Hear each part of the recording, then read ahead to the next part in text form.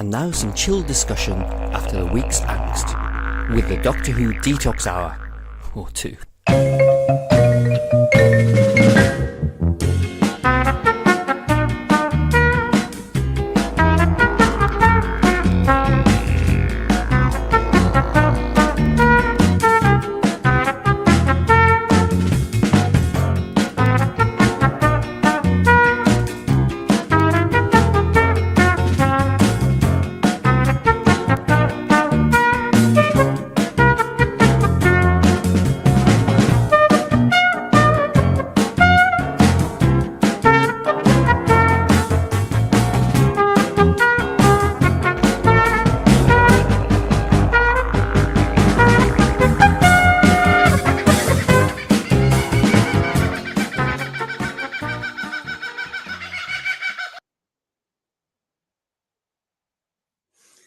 Hello. Good morning from Britain still, and very good evening in Australia and everybody else in between. Another detox for us all. It's been a busy week for Doctor Who fans as the Season 7 Blu-ray comes out. Season 2 trailers come thick and fast. Within all that, there are details that get us angered, triggered, fired up, and our Whovian toxic levels are overflowing. So we recommend sitting back as we enjoy news and banter and nostalgia with the Detox Hour. That ends up being longer than that, doesn't it? Guaranteed to calm you, detoxify you so you can enjoy the weekend ahead. However, if there is an aberration, a nervous blip, an anxious Slovene fart, across the vortex, I have my toxic sirens to warn everyone in this world where we all have to live in safe spaces, of course. So I'm doing my bit. So yeah, do me a favor. So it's been the usual busy week on the Sense Sphere. I struggle to, I know, I struggle to talk. I'm fighting my shyness. We had the Bigenerates on Wednesday when I was looking at the German trailer and the BBC Bots scam. But of course, before that, the previous day, I was doing the British trailer, which was so different. And actually looking at the differences was intriguing, actually, especially when the German trailer kept being pulled back. And of course, on Sunday, we were going through our Eurovision fears. So, I mean, it's been a hell of a week from, have you heard the Eurovision might be in it, to it is in it, and then Ryland's in it, and then, the Germans have done another version, and I don't think RTD dislike the whole thing. So yes, we've been busy. And of course, just to finally do the housekeeping, because of course, it would be very nice if you subscribed. It'd be very nice if you reposted. It'd be very nice if you spread the word to a friend or two in the Doctor Who world. But you can DM me on X. You can write to me on sensethesphere@gmail.com, and you might end up just being on the show as one of our panelists tonight, after only writing to us the other day. So there you go. That's how it happens. So no further ado, might as well get the gan on. So, of course, where should I go first in that great Australian continent? Let me go. Let me dip across the Tasman and let's just see how Dwayne is. Hiya, Dwayne. I didn't even going to call you Tassie then. The Tassie Devil. Yeah, hey. How are you? Great. Thank you for reminding me that you should never trust a fart, and especially a Slovene fart. Of course. There you go. Very good CGI. I feel a real sense of, I feel really uplifted. I wonder, Dan's not here. Yeah. We can talk about Peladon all day. I know. Let's do it. Peladon retrospective. Here we come. I can bring the puppets on. He won't care. Dan, we can do what we want. We're going to make it so toxic for you. So you've been busy, and I know it's imminent now, Matthew Waterhouse, isn't it? Yes, that's only 2 weeks away. So Matthew Waterhouse is going to be joining us in Melbourne, and hopefully as many people from that area will come and join us to meet Matthew. If you haven't seen him before, we did an interview with him on the Sirens of Audio podcast a couple of months back, and he's really interesting bloke. He's had an interesting life, and he'll have lots of good stories to tell. He's promised us that he is going to be brutally honest about everything about his time on Doctor Who. So like he was when could be in for a treat. Is he going to do an acting workshop on how to act? Because he told Richard Todd and other people out. I mean, I was just wondering if he was going to do a Don't spoil our surprise program elements. Yes, an acting workshop with Matthew Waterhouse. There you go. That would be really good. So, who else? So if Dan's missing and gone walkies, we've got Dwayne here. Of course, oh God, we've got Boomer Doug. He's very quiet. He's very shy. As we know, he's never got any issues with his mic. And sometimes he only whispers. So we'll have to see how he is today. Hello. Hello. I see that Dan's in the chat, so I still love you, mate. Don't listen to these guys. Yeah, but at least when he's in the chat, he doesn't tell us he's in his undies like you did. It was just the once. I've got pants on now. Well, that's very good. That's very good. I won't be struck off. I'll take your word for it. No need to prove it. Out of respect. By the way, pants are trousers in this country, so I've got both on. Let's just say. Let's change the subject. Hello. Hello. Good to see you. I'm good. Well, do you like my T-shirt, Man from Uncle? Oh yes, yes. I got it made myself. I designed it and made it myself. I'm starting to do my own now. It's good fun. Yes. If I can't buy them, I make them. I'm not turning into one of those streamers where we say here's a mug and here's a T-shirt. No. There's enough mugs on here. Yeah. We don't need a mug. I'm thinking, I do this as a hobby. I really don't want to go down this road of going, and you can get ends for your underpants. And you I did this for me. I did this for me. I'm not trying to sell them. I just did it for my own pleasure. No, I know. Don't get me wrong. It's well known on your channel that you do like that era. Yes, we know. I do. And of course, to fulfil the quartet of detoxifiers, of counsellors, of therapists, we've got Tassie, we've got Adelaide. And now I'm going slotting across. Where's the Queenslanders? Where's the Western Australians? Where's the Territorians? Well, could I jump in and just give a quick shout out to our Queenslanders, especially those in the Brisbane Gold Coast area, just on a serious note, who might having to be bunkering down for that cyclone that's coming through full force tonight. Well, so wishing you all the best up there. Yes. Having lived in Brisbane and knowing a lot of people in Brisbane, I concur with that. And let's just hope it just gets through and out the other side. So we'll keep away from the cyclone. We'll go down into Geelong in Victoria. So hello, Adrian.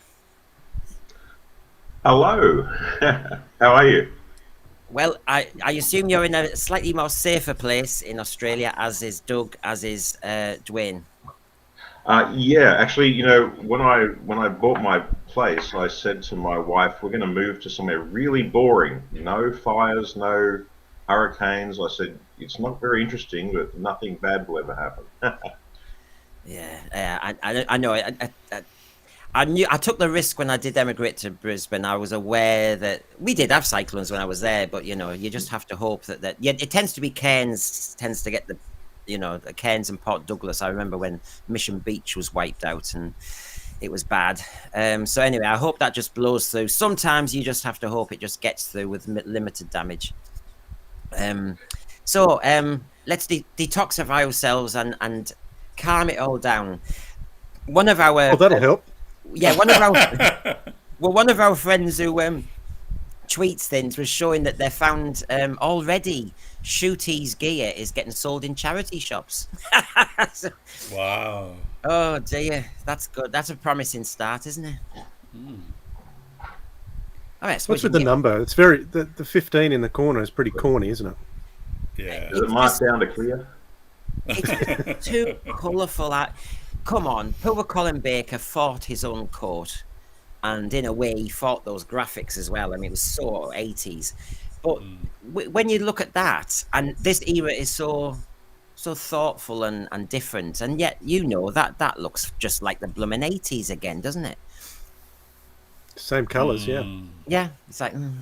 So yes, Rtd'S already in the charity shop circuit. That's not so hot. So let's go back to colorizing. I mean, Tinted Who is going through. He's done a lot of moving images of Keys of Marinus, and this is just another little bit from it. While Susan went back to the TARDIS to change her shoes, and there we go. I mean, I just love seeing the original crew. And of course, Dalek Master Plan. I'll do like a good model shot with no CGI. No Eurovision CGI, I will say, and we will be talking about that in a moment. And of course, do we still love David Tennant? No,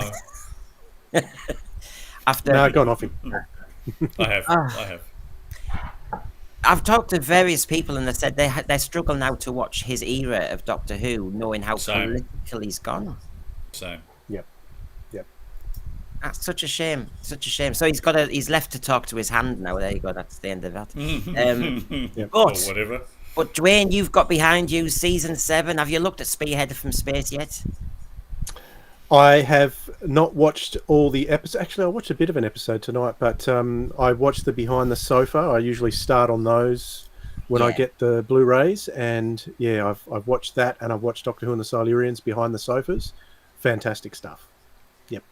Yes, I like I do. I like the Behind the Sofa slot. I'm looking forward to the Malcolm Hulk documentary because Michael Herbert, one of my panelists, is in it. He's launching his book in just a couple of weeks' time. So there's a nice kind of dovetail there for Michael Herbert, and I know it. I enjoy hearing about Malcolm Hulk and that type of writer. And since today we're talking about story writing and complexity and nuance and that, it's well worth mentioning. Yeah, I've got to mention this. Look at this. Somebody from my neck of the woods now. Morning from County Durham. I'm actually in County Durham. I really wish we all had the Dalek Master Plan episodes. The episode would have been an epic. Well, Ian Levine has done those AIs, hasn't he? I haven't watched them. Has anyone seen them? Yeah, Yes. I've Yeah, some of them are quite good. The entire Dalek Master Plan through twice. Yeah. Oh, wow. What do you think? I've Yeah. seen bits, and I loved it. It was fantastic. It felt like I watched the actual story. I mean, obviously, Good. you're aware at times of the artifice, but I mean, the experience was fantastic. Yeah, if you get into it, it's just wonderful. yeah. What about you, Joanne? Yeah, I agree. I loved it. I still think his masterpiece is the Web of Fear episode 3. He redid that, and I think that fits in perfectly with the rest of the story. But yeah, Dalek's Master Plan is a great one to watch because yeah, that's complete and available to everybody on his Facebook page. So that's recommend it. His 10th Planet episode 4, when it showed the Cybermen, because of what the Cybermen are like, they were really strikingly creepy with the AI reconstruction. It was really stunning. Also, parts 1 and 3 of the Moonbase. I think I watched his part 3 AI animation of the Moonbase probably about 5 or 6 times over. It was so good. It was mesmerizing to watch. I must admit, I find Moonbase very atmospheric. I really do, but I don't know if it's touching base with. I read that book so many times before I ever saw any of the episodes. Well, Great book, wasn't it? moving back into kind of more New Who, I was triggered to think of some of these monsters and ghoulish skeletal characters we've seen, because when I saw the trailer and we had that ghoulish creature there, you can see in the kind of central piece, I was actually thinking, Doctor Who. I mean, that skeleton of the Master didn't work for me. That was a lot better. And I just thought, you know what? When I keep shouting out saying I'd love New Who to go darker, or get the kids scared, I looked at various things that were in the trailers and I thought, there's elements that could scare and there's elements that just make it spectacle. But we're going to be talking about elements of the trailers later, but I just wanted to kind of show people that there will be some links tonight to various things. So we always start with, we're all fans, we're all coming from different places, our ups and downs of the time we went to work. So here we go.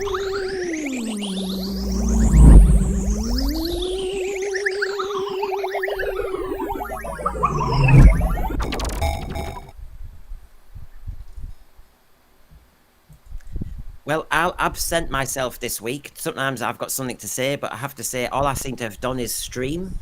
So all I can say is I've enjoyed talking about Doctor Who. Maybe it gets me down in various parts. It's a double whammy today, as per usual, everybody. So just before I talk to the lads about their highlights or lowlights of the week, just so everybody knows, tonight at 8 p.m. British time, has Doctor Who been captured by the agenda? Now, that's an open question, and also it's the conclusion that worries me, which is completely, can it be sorted out? It's me and problem being, it's a two-hander tonight, as Doug loves my two-handers. No, you love the two-handers, not me. So, look, no, hands-free. So, basically, 8 p.m. tonight. So instead of that was the week that was woke, tonight it's really looking at the LGBTQ agenda, the DEI agenda, preaching agenda, how far it's captured Doctor Who, ruined Doctor Who, or are we going too far and we need to calm down? So that's me out the way. Dwayne, your highlights or lowlights of the Doctor Who week? Well, let me start with the lowlights because it relates to your topic tonight. Because the question shouldn't be a question; it should be a statement. Doctor Who, the word should be swapped around. Should be put after Doctor Who. It has been captured by the agenda or the message, and it's just seeping into everything. It's seeping. Well, it's always been there in Big Finish, but it seems to be there even more and more now, which I'm just getting so tired of.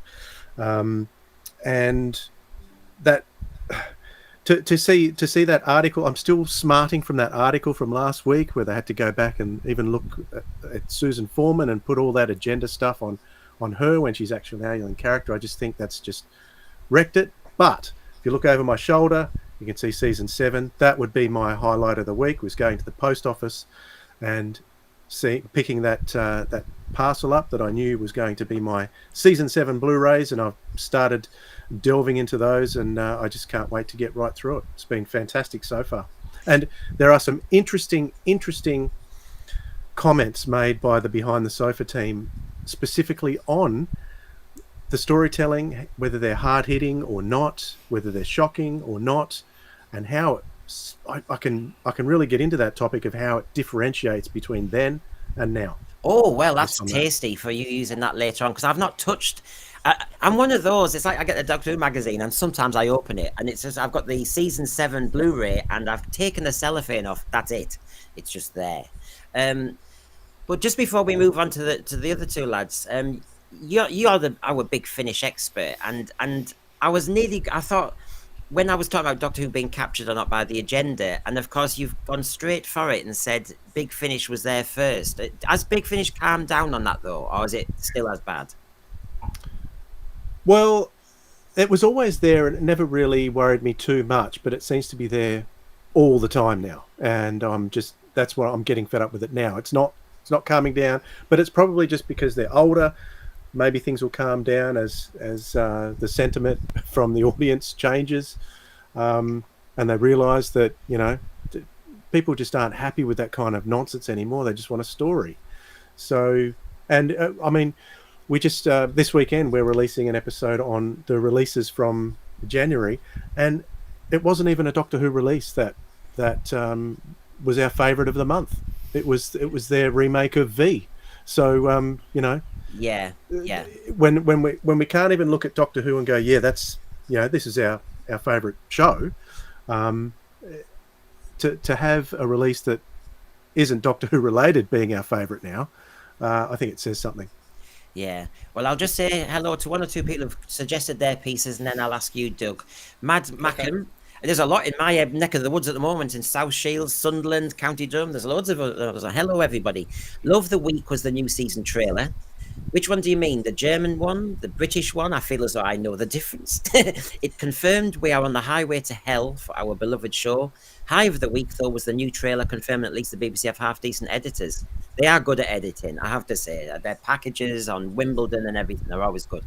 But I know what you mean. The trailer looked... I haven't seen the German one, but the British one looked fine to me. Yeah. But I came away thinking, yep, it looks great, but I've been burnt so many times now, I don't trust anything I see. It's just not going to be what we get on the screen in its full form. Yeah, and that's what I mean. I saw the British trailer, then saw the German one. I thought, they know how to do a trailer, and the trailer was a lot better and more exciting than season 1. But we've all been here before, so you feel just more cynical. Doug, your highlight or low light of the week?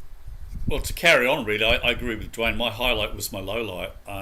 The trailer, when I first saw it, I was really impressed with the look of it.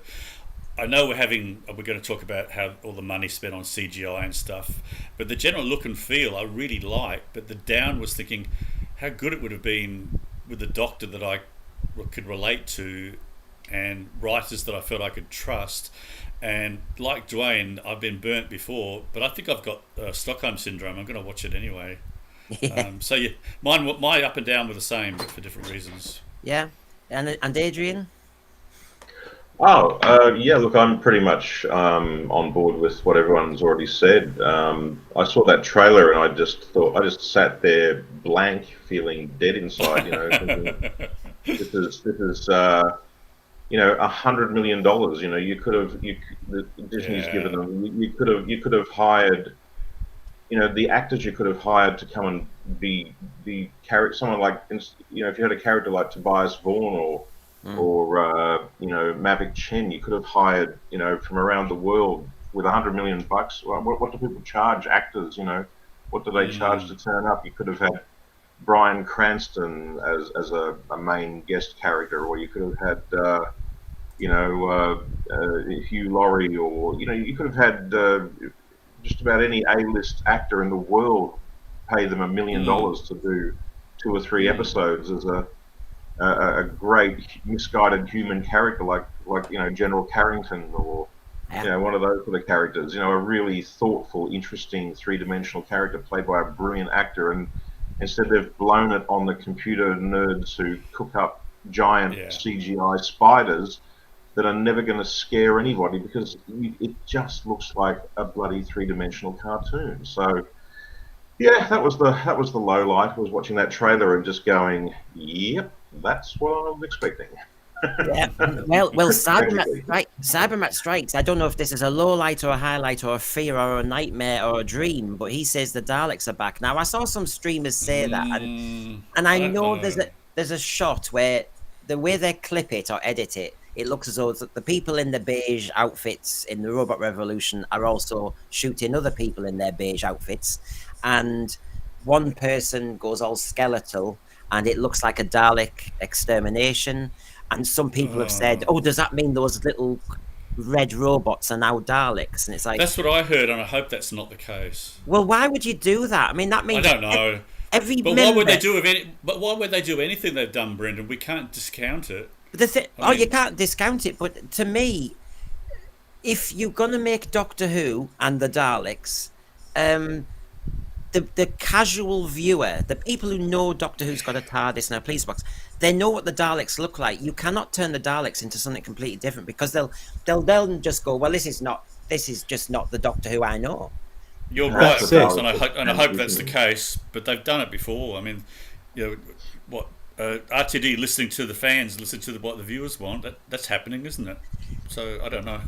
I hope you're right. All that said, if we're getting the Daleks back, you know what that means, don't you? Who else will get back with them? Davros standing up. We'll get the out of the chair Davros. That's what we're going to get. Well, we'll get the episode I've always wanted to see, which is the wedding of Davros to somebody. You know, it's all those bits. It's all those bits. I know that Davros acted. Don't name me. You thought Rogue was good? Wait till the Doctor gets it on with Davros. Yeah. Doctor Snob Davros. Yeah. Davros. Oh my God. I mean, don't. I do. Detox, not tox. I can see it. Davros the spin-off. Davros living at home. No. Davros doing a song and dance. Yeah, all right. Davros the musical. The all singing, all dancing Davros and the Daleks. Yeah. Davros and the Daleks. It sounds good. Well, because imagine Davros coming out going, "Ta-da!" Oh, I know. Yeah, we've already had Jinx Monsoon. Gay man has come out of the closet, Doctor. You know. No. Well, since Davros has been in a wheelchair, and that's a terrible trope RTD's been teaching me, all my unconscious bias. So if the first time you see Davros with legs, he does a moonwalk like Michael Jackson. You know, What about a twerk? You do a twerk. A twerk. Yeah. Turk with the Daleks, like Shooty promised to. And then the Daleks just say, Excuse "We're me, gonna Doctor. exterminate My you," and then pronouns are Carl and Lead. There you are. there's going to be a reason why the Daleks exterminate him again, because they'll say you're an embarrassment. Not one of us. We'll find out what those plungers are really for. Yeah, my God. So anyway, there you go. We're so excited. Yee. But actually, funny enough, since Cybermat Strikes is still trying to dominate this channel, disgraceful. He mentioned the Daleks. Come on, Dan. And Bring it on, Dan. I did see somebody clutching the Doctor Who and the Daleks album that had come out, the soundtrack, and you see the disc. I have to say that just as an aesthetic, they're beautiful, aren't they? I mean, absolutely beautiful. Yeah. I mean, I won't like the price. Right. No, That looks great. doesn't it? Fantastic. Yeah, I mean, it's just these are all works of art, really. They're supposed to. It's almost like you should display them, but they're a record, basically. With Mark Ayres playing. Basically, what do you mean? It's vinyl. It's 12-inch gatefold. Look at that. It's like the ultimate nostalgia Almost back. Yeah, well, of Doctor Who and the Daleks edited, and we all said Mark Ayres did was he was told. I know, but there's a lot of disco music in it in the middle, and yeah. So anyway, somebody bought it. Oh, so that's the Daleks in colour edit, is it? On the records? Yeah, that's the soundtrack. Yeah, Oh, Okay. display don't play then. yeah. I think so. That might end up in the charity shop as well. Drinks coaster. Makes a good drinks coaster, that one. Don't ever play it. Yeah. Yeah. So that's that one. Nice Now, cover. It's a nice cover. Yeah, it's It a is beautiful cover. beautiful. I know. They're good things. It's just. I just wish this era wasn't getting so kind of destroyed by editing. Editorial control. Now, the other thing I wanted to kind of mention, and I do this sometimes to warm you up, lads, because we loosen our vocal cords and get our debating skills honed. So I often do our vox pops in the vortex just to kind of, I pick out somebody's statement for us to kind of banter about. So here we go.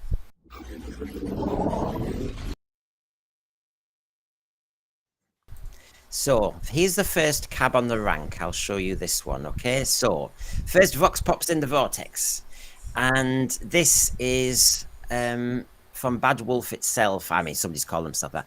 Name an episode from the 13th, 14th, 15th Doctor era that you love and think deserves more love. And they've started with the Devil's Card. So, oh dear. So I'm really putting it up right. So you've got what? I mean, you've got Shooty, Capaldi, and you've got Jodie there, haven't you? What's your favourite one that needs a lot more love as an episode? Not the Devil's Cord. No, that's one of that I was shouting at the TV. Now you see, I've flummoxed them. Look at this. That one. Look at this, viewers. I struggle, but I think what's it called, The Sorcerer's Apprentice or something, the one with Davros in it with Capaldi, I think I like more than everybody else. But I'm struggling to think of. There's nothing like a mass debate on a Friday, is there? No, I'm struggling, but I think that one. Was it Sorcerer's Apprentice? It was called. You know the one I mean, anyway. Magician's Apprentice. There you go. But just I love that one. I thought that had a lot of nice story beats. It had a good look. I love the way that they kind of replicated the kind of look of the with the Genesis. Yeah, I'm struggling. Genesis. It had a lot going for it, but it doesn't seem to be much loved. So that'd be my choice, I guess. I will say that short period of time when you had Capaldi and a lot of the stories were two parts. I think from, was it Death in Heaven, the two-parter about where Danny Pink died and came back as a Cyberman, and you had that two-parter, and then it was followed by the season beginning with, which was familiar and Apprentice, whatever it was, like we just said, and it went on in sort of a two-part lot. It felt like Doctor Who more than it had for a long time because of the two-part format. And remember the one about the Veritas, and then it went into the 2 parts about the monks. So it actually felt like a 3-part story. Yeah. So you had it was, wasn't it? You had a cliffhanger, and then you had a middle episode, and then I suddenly was struck by the fact we hadn't had a middle episode which had picked up from a cliffhanger and still ended with a cliffhanger. You know, we hadn't had a story, an episode that didn't either begin or end. It was just the middle chunk of the sandwich. You know, for such a long time that one episode, whether it's sort of caught in the middle of a 3-part adventure, stood out to me as that was really good, you know. Even though the aliens themselves were a bit crap, but it felt like I was in the middle of something epic for a change. Like I was in the middle of it did. It felt epic. You're right. Well said. Well, Dan says often. We're getting trolled there. Getting trolled. I think Dan's ill. I think he's off with a fever. Are you all right, Dan? I mean, what's he saying? How can Dan say likes Orphan 55 but hates Peladon? He's got problems. Go and see a doctor. You're taking the piss, Dan. Come off of the fever. Did the trailer affect him that badly? You know? Yeah, I think that's what he's done. He's phoned in with a sickie after seeing the trailers. Yeah. Can I just point out that tweet you put up before was the poster was a Bad Wolf archive. So do you think they might have been a little bit biased there? Well, they're trying their best. I did say on Wednesday about the BBC bots that might have been in action after the trailers. It's all happening, isn't it? But I thought, well, 13th, 14th, 15th Doctors. I mean, you'd think covering 3 Doctors you could find a story, but it certainly wouldn't be last season. The Jodie ones, I'm not going to pile drive into, other than I found them dull. So I'd have to go to Capaldi, but Capaldi's a split. You know, you could see how Moffat was distracted at certain points, and I mean, people sometimes mention Heaven Sent, but Heaven Sent was just cleverly done, but it's nothing you'd want to keep watching. There was I couldn't watch it again. Yeah, really I mean, it was a good episode. It was good, but I don't think I could watch it again. Not because I didn't like it. It's a bit like the movie The Elephant Man is the most brilliant movie, but I've only ever seen it once. I could never watch it again. Yeah, it's the music. I'll play the music, and it's brilliant editing during that 4 minutes of. But what were you going to say, Adrian, about it? Yeah, sorry, mate. Oh no! Just there was one writer who worked on the Capaldi era, Jamie Matheson. His scripts were Mummy on the Orient Express. I like that. Flatline. Oxygen, and he had that thing where the script editor comes in and co-writes and alters to the subplot of his own to fit into a thing which was Moffat, of course. So he had a co-writing credit with Moffat on the Woman Who Died, which then had the sequel, The Girl Who Lived, which was written by someone else. And I always found his stuff really entertaining and stood out from the rest. You know, it was more clever and interesting for various reasons. Maybe not flawless, but, you know, good, interesting Doctor Who script, I thought. That's a long time back now, isn't it? I mean, I found it funny that you get a question like this, and I have to say, and although I clipped it myself for this show, I haven't planned an answer. I never do that. And I'm struggling. I'd have to really go back and have a damn good think. And I think that's the problem. The one episode that stands out to me from the Jodie era would probably be Kablam. I enjoyed that a lot at the time. And because it was a different writer, interesting writer, Pete McTighe, who's doing some of he's doing the war between the land and the sea, isn't he? So, that was a standout to me. When I look back at the Jodie era now, it visually stands out to me. It looks so much better than the Disney Who. I can't believe that. Yeah, it's beautiful. I actually heard that a lot went wrong in the actual production of Orphan 55. And there was a lot of rewriting by Chibnall and a lot of reshoots and things like that. And then a lot of things were junked because they were too violent, or, you know, off-screen deaths were replaced on-screen deaths that were too violent. And one of the extras in that episode actually turned up on Gallifrey Base and said we spent a whole day as zombies, you know, snarling at the camera for, you know, dozens and dozens of reshoots. And none of it made it into the episode, even though it was meant to be to pick up slack where the director had screwed up and they couldn't go back overseas where they filmed it. And so the writer of that had written an episode in her first season called It Takes You Away, which I thought was a really interesting episode. Again, not perfect, but it had really clever dialogue, like, "Oh, you're very clever, aren't you, Doctor? Your brain must taste very nice," or something like that, "Can I have your tubular, Doctor?" It was a really weird, odd episode, and so I'm assuming he probably wrote something really good for Orphan 55, and it got the sort of Warriors of the Deep behind-the-scenes disaster with the director and things going wrong and ruined it. But I am assuming that he was a good writer, because It Takes You Away was quite interesting.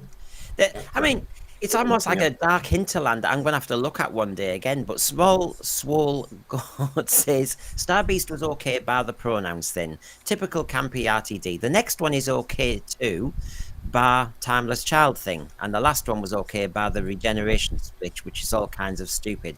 So you're looking at the three specials. I found The Wild Blue Yonder was a very dull episode. However, I feel as though it teed up season 2. And I think that's the issue. I think it was there because it had to be there. The trouble is, as a standalone episode, it was dull as. And it had all those kind of conveniences that RTD is too lazy at. So, for example, the TARDIS landing a split second to get the right Donna Noble and chuck out the other one. And by the way, he was quite happy to... Isn't it funny how the Doctor was very unhappy to kill the bogey monster in Space Babies, but he was very happy to kill the other, the otherworldly alien that was pretending to be Donna Noble. He was very happy to chuck her out and burn her to death. It's fascinating, the inconsistencies. But Starbeast, I disagree about Starbeast. It wasn't okay because it was a rip-off. In retrospect, if you look back, it was a rip-off of a story that had been done twice before. It was a comic strip, then Big Finish adapted it, and then he's gone and done it again. So, and he's done that quite a few times in his run. And really even Rose, as good an episode as Rose is, it's still basically a rip-off of, Speared from Space. He's copied that. Yes, it is. Yes, it is. In Rose. So, not very original when you look back. He's not original at all. We've said this before. Most of the best stories from that era weren't by him. Yeah. Yeah. And so he's really now writing his own sort of agenda, his own pet project, which is very not just about a gay main character, which is fine, but this he's very much promoting this trans thing.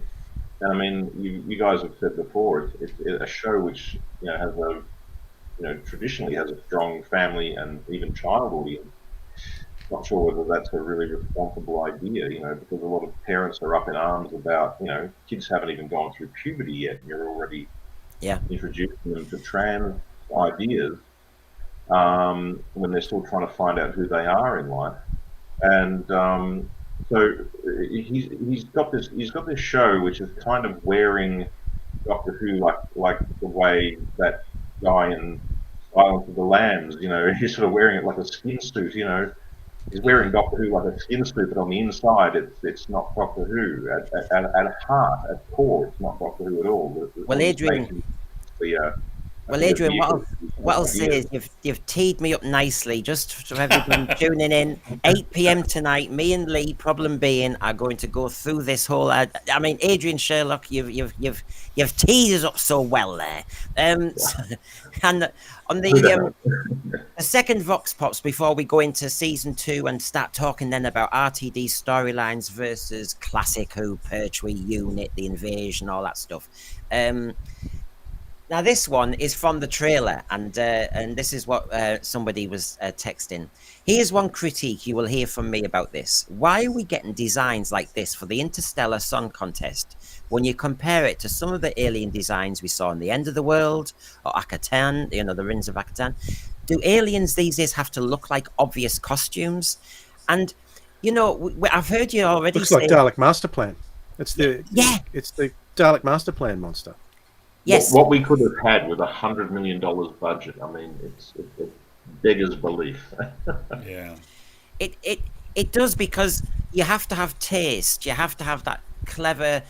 Isn't it funny that in the first RTD era, remember, I was fascinated when he said we're having a tone meeting, where today we met for the tone meeting, and what's the tone meeting for this episode? And you thought, oh gosh, they really are going way into this. The tone now is, we've spent the money. It looks like a pastiche. It just looks like it's light entertainment. It looks like a show that doesn't take itself seriously. It looks like a show that, I mean, I made a point in one of my streams this week, and I said the Eurovision Song Contest, which I know not everyone in the world knows about, but basically it used to be a smaller competition. It wasn't global. It was niche. It was it had a soul. Now it's very commercial. It's global. It's lost its soul, and it's lost what it really is. It even has in Australia in it. We improved it. We improved it, mate. But the thing is, I think that's what has happened to Doctor Who as well. So that they're very good twins. You know, that it's gone global. It's lost its soul. It's too commercial. It doesn't know what it's doing anymore. But the costumes, to me, I mean, I actually, one of my streamers with me the other day actually even mentioned that looks very rainbow sleeves. I mean, I'm going, I know. It's like Jodie Whittaker's costume had a rainbow on it. We seem to have rainbows on everything. It's like we can't live without them. It's so tiring. Yeah. And They're all members of Spectrum, that's what it is. Yeah. Well, these must all be the good people, of course.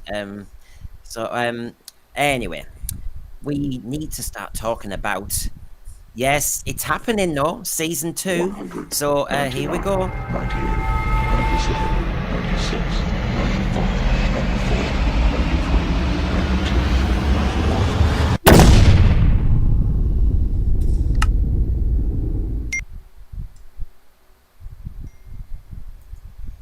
94. Okay, season 2. I can see you're excited, lads. So it's not that bad. It'll be well, yeah.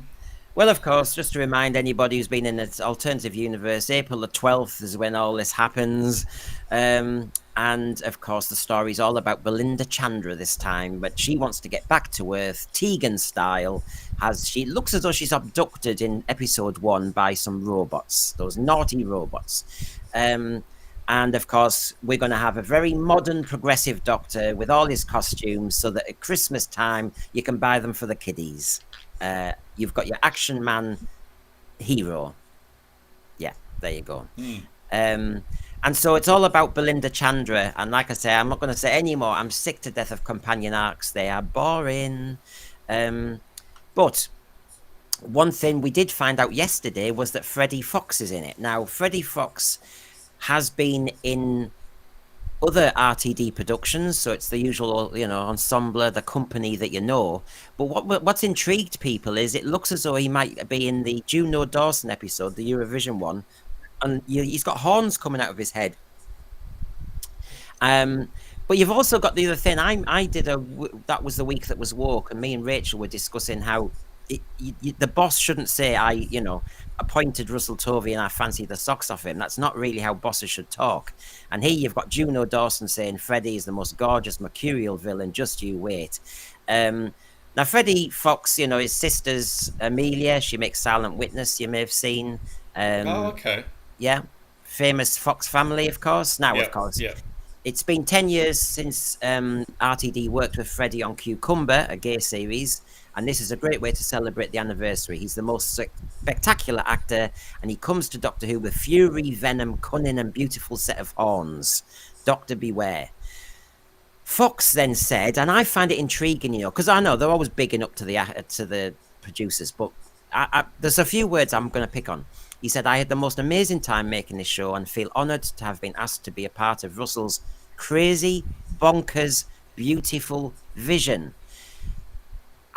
I don't want my Doctor Who to be considered by anyone to be crazy and bonkers. They do use this a lot with RTD, that it always, if it's bonkers, that's sci-fi. No, it's sci-fi that makes no sense.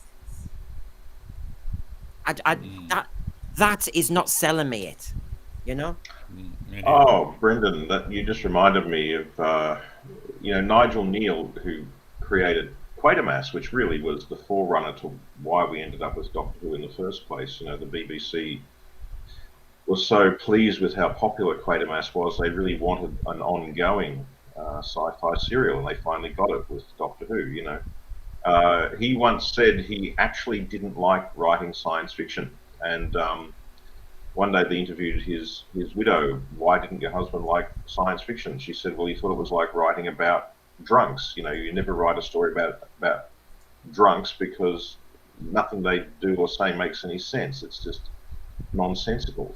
And and I think maybe that's what we've ended up with, is this idea that science fiction is this sort of is nonsense. You know, that it's just any nonsense goes. You know? So there are people in the mainstream who do have that attitude. They don't realise that good science fiction is disciplined, it's logical, it's rigorous, you know, it's intelligent.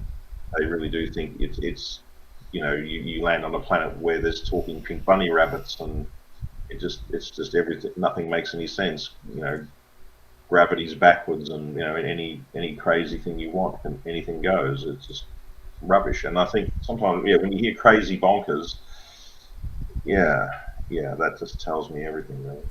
Yeah, I mean, I closed up there so you can see the beautiful horn. What? Well, if you've got Yeah. if a man's got a beautiful horn, I suppose, you know, Oh, what why the not? hell? Give it a close up. I don't. This is family viewing, right? Yeah, Yeah. but this doesn't. Not anymore. But this Not doesn't. anymore. This doesn't. You've cancelled Let us. your kids watch Doctor Who. Well, as you can see there, I mean, that he just looks to me like he's some sort of, I don't know, emo who's got Yeah. some horns on his head. There's things that work and things that don't work, and you know, some people Yeah. say, "No, RTD." You can see what RTD likes in Doctor Who, and it tends to be he gets what he sees as a good-looking actor and makes him horny, so to speak. And we're joking about that. But this is Boom, boom. it seems to be that he's seen with these figures. So all the clips are Freddie Fox's demonic Horn. kind of horned creature with these creatures with a mask on. Now, some people were thinking, is this the Division that links us up with Jodie's era? You can see those masks everywhere. I had a sense of Silurians to me as well, I have to say, because they have a mask on now, don't they? Whoever you think it is, I can guarantee you 100% you are going to be disappointed. Yeah, absolutely. Well, I've seen, No doubt I about it. hope, yes. well, Go on with it. I've seen Geraint say this, Jacondon. And if you look at that, I know kind of what he means, you know, twin dilemma. The Jacondon. The Jacondans in Twin Dilemma look better than that. Yeah. That just looks like a teenager who's got some headdress on. I'm just, I don't know. I think we're at a point when you just think, what's this all about? The reason why they think this is linked to the climax is because he's wearing that pinstripe suit that's in episodes 7 and 8. When we hit our great climax again, when RTD will have thought it all carefully through. So, and by the way, lads, if you look at the backdrop there, do you know what I'm thinking of when I see that whole set in the background? I think Axons. Okay. You know, it feels a bit like Yeah. the inside ship of. It does look a bit like that. Yep. Yeah, It's a bit I know organic, that. coming isn't from. it? Yeah. Yeah, Okay. it has a vibe. It won't be, of course. I'm sure it's something like the Division, but you know, you think, well, I can't knock it because I'll do like Axos. So anyway, the people who've looked closely said in another scene from the trailers, the masked creature seen behind Fox's character appear in a scene where the Doctor's crossing a transparent boundary, wearing apparel from the two-part series finale. So, you know, he does this a lot. He has an episode that tees into the final two. So the Eurovision might be just a great wheeze, and then right at the end, it links to the two at the end. The photo release shows Fox's character yields a few clues in relation to the trailer's release. The setting is the same as a scene from episode 6. Yep, the Eurovision Song Contest. So there you go, everybody. You saw a few clues there, as much as we can show you them. It looks as though the Doctor's dressed to go nightclubbing, of course. I don't know. So I can tell I'm butting in all the time because I know you're so enthusiastic and bubbly about this. We've Because gone very quiet, haven't we? Well, Big Finish did a Eurovision Unbelievable. episode 20 years ago, so it's a rip-off again. yeah, what was that? Yeah. Ban Banner Boom. I Bang think. Bang a Boom, yeah. Yeah. Did you listen to that one? Is it any good? Yeah, it's great. Fantastic. Much better than this will be, I can assure you. Well, yes. He just seems to get a kind of a clue and then just go with it, doesn't he? So we've got season 2 coming. Now the other big thing that everybody saw in the trailers was the cartoon element. What do you think about this cartoon element when you saw it, lads? Mr. Ring-a-Ding, that was the first giveaway, which I remember on my Sunday show, and everybody was talking only about that, played by Alan Cumming. And just like you did earlier, Dwayne, when you went ta-da with Devil's Card, he goes ta-da, and I'm thinking, is there just something about camp villains that the only way, I don't know, it's just something that it is starting to gall with me. And then we got, is this a kind of Hanna-Barbera kind of esque homage? Yeah, looks like it. Yeah. The Bent World, wasn't it? It was a 90s Doctor Who original novel, I think, featuring the McGann Doctor, where he goes to a planet where all the cartoons are alive, like he's inside a Warner Brothers cartoon. So yeah, there is a precedent to that. If I'd have seen these images, these trailers in 2016, I would have been so up for it and so excited. I would have, me because I think too. it's a great idea. Yeah, Me too. but That's my whole point. I am now. not. A lot of water has gone under the bridge, and it's filthy, disgusting, putrid water. Yeah. When you can see how it seems like the projector, Ring-a-Ding aims the projector at them, and then they go very quickly and dramatically from 3-dimensional people to 2-dimensional cartoons. I think it's just a gimmick. I have a funny feeling that you see it for a second, they run out the cinema, and we get on with the 45-minute episode. Because I agree. It'd be too expensive, I think, otherwise. yeah, so basically we're being triggered here to go, oh wow, look at Doctor Who, it's got the Eurovision, he turns into a cartoon. This is just PR. Adrian? So the screen's just moved. Small Swole Goat in the chat has just pointed out that it's also reminiscent of the Torchwood episode from Out of the Rain, written by P.J. Hammond from Sapphire and Steel, where someone there's characters from an old movie film coming out of a cinema screen, which I guess was also a riff on his own Sapphire and Steel story, where people were being taken out of old photographs by the faceless man, you know. A fantastic episode. Captain Jack puts them back in with an old 8mm film camera. Yeah, the one about the faceless man on Sapphire and Steel was brilliant, wasn't it? And of course, It was. Yep. Yeah, my son said to me today, he said, "Oh, the faceless people in the Mark Gatiss episode where Rose got her face stolen was so good." And I said, "Yeah, that was basically a homage to Sapphire and Steel, I think, you know." The faceless man on Sapphire and Steel. Yeah. We seem to be doing a lot of either homages or borrowings. I know Philip Hinchcliffe even did it, but they did it very well. Thomas That's the difference. Yeah. I can't stand Eurovision, 59 years of torture, says Thomas McCarthy, and possibly only one good song, Waterloo by ABBA.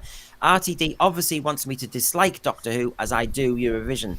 Well, it's like a one-trick pony. He seems to be... I thought clever marketing was you have elements in the program that grab those people, and then elements here that grab those people. Remember they used to say Doctor Who was for the dads and the kids. Remember they used to do it as basic as that. And they did say dads. I'm sorry, they didn't say mums. But they kind of said the dads after grandstand, and then you get... So that's why you have Leela. And then you've got the kids enjoying it, and it's a bit like pantomime. You've got the story at 2 levels. And sometimes the adults can enjoy certain jokes, like in the Sunmakers, while the kids are just enjoying the villain. Now, so in other words, Doctor Who was always trying to please more than one audience. And now what we've got is Eurovision and Camp Doctor Who, which is playing to the same audience. Yeah, it's narrowed. It's well, not, it hasn't just narrowed it. It's chosen a completely different groove. I mean, Doctor Who never... yeah, it never did what it's doing now at all. I don't think. I think it really it's almost like it's not. I can't think of it as honestly as the same show. It's the show in name only. It's got a TARDIS and it's got the time travel idea, but it's really Davies is really pushing his own wheelbarrow very openly and loudly, I think, and he's just not interested in doing any of the stuff that we really used to tune in for. I think, Dwayne, it's becoming... while he tries to, I think, try and be clever or do good marketing, I mean, we all know from season 1 before that he wanted that Big Ben being smashed in the trailer. He had certain bits in the script because he knew it would sell. He'd have the horse and carriages in Dickensian London, he'd have the Big Ben, and he knew how to sell Doctor Who in 2005. So you know when he does this in PR terms, that if we show them a bit of Eurovision, cartoon, it'll just show you what an amazing show is. But when I see the cartoon character element, Dwayne, I'm thinking it's too clever in the way that a lot of us can smugly now say, yeah, but Doctor Who is now such a lighter version of what it was. It has become a cartoon of itself. It's actually become a diminished version of itself. And actually making Doctor Who a cartoon is just giving help to the satirists here, you know? I mean, Dwayne, I think it's a dangerous joke to do.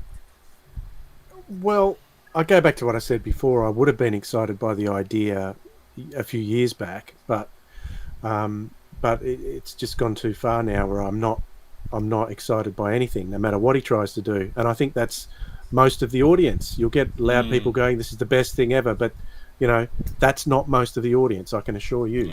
But I mean, Doctor Who has done similar things before. Like look at the Celestial Toymaker. Still recognizable. Yeah, look at things like the Celestial Toymaker. The Mind Robber is another one where going into the land of fiction, similar kind of concept, which was done really well. And Mind Robber is still one of my favourite Troughton stories. Yeah, me too. Yeah. Just make sure we're all talking at different times. I know. I think we're talking over each other. I know. Don't worry. You're going to say something, Adrian, then to add to what Dwayne was saying. Yeah, I mean, I know. I'm trying. I guess I'm trying to say I know exactly what you mean, but we would have been excited because the foundational elements of the series were all in place and we were all on board with it. Now the actual the context it's coming in is no longer something that we feel like, oh yeah, this is Doctor Who. This is the show we know and love. You know, I recognise this. This is the show about a space-time traveller who's got a TARDIS and can go anywhere, and he's motivated by his compassion for helping people and saving the day, saving the universe, saving planets, fighting evil, saving his companions. Now it's the whole Russell T Davies sort of agenda is completely different from that. It's almost like it's not really Doctor Who doing it. It's a show that's calling itself Doctor Who that's doing it. I think it's it just doesn't have the excitement it would have had if this was the 9th Doctor, or if it was the 10th or 11th Doctor, maybe even the 12th Doctor. We would be, oh well, this is going to be a fun episode, But now we're so far down the pan of I don't even feel like I'm watching Doctor Who anymore. Then this is just one more nail in the coffin of wow, what the hell is this show now? It's almost an essence of gaslighting where he's shown, look at that bright light. Look at that fancy thing we can do with cartoons, and then you won't see the fact that it's not Doctor Who, and you won't see that I've fundamentally changed it underneath. Yeah. It's very arrogant, I would have thought of him to actually have thought that after it limped through the Chibnall years, and the experiment with Jodie clearly didn't work, and the BBC weren't happy, for him was our fault. Remember? As Adrian was saying, he's playing and experimenting with the show now, having not established itself as Doctor Who again. He needed a few years to get the core back after Jodie's and Chibnall's era to just make it recognisable Doctor Who, and instead he's shot free and gone in very different directions. So as I agree, Adrian, it doesn't look like Doctor Who. It doesn't feel like Doctor Who. It isn't Doctor Who, and therefore the audience, the core audience, are just all evaporating and disappearing, and then we're left with these people who seem to like pink hair and like to do Eurovision parties. It's all turned into some sort of joke. Now there's plenty to talk about still. That was just a little blooming item, my God. But So you're going to cheer us up now, Brendan? I need cheering up. well, the only thing I Just can talk do at about the it. moment is I always do things in timey-wimey. Look, we're all love time travels, so I think, yeah, well, as he, look, We were That's going to for talk Doug. about Unit, yeah. yeah, he wants to go back to he wants to go back to 1970. But what I suggest is you watch this stream in reverse time order. So here's the warning to what we've just talked about.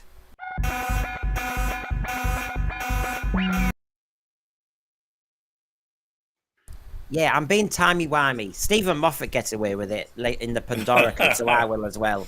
So it was a clever bit of story writing that in my stream that You jammy bugger. they talk themselves out of a paper bag, these lot, don't they?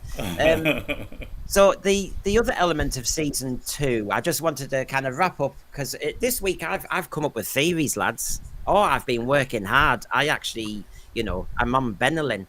So one of my theories is that Susan, because Susan has to come back, but I think he might do that trick, which is she has to come back to deliver his promise, but she'll only come back as a little cameo.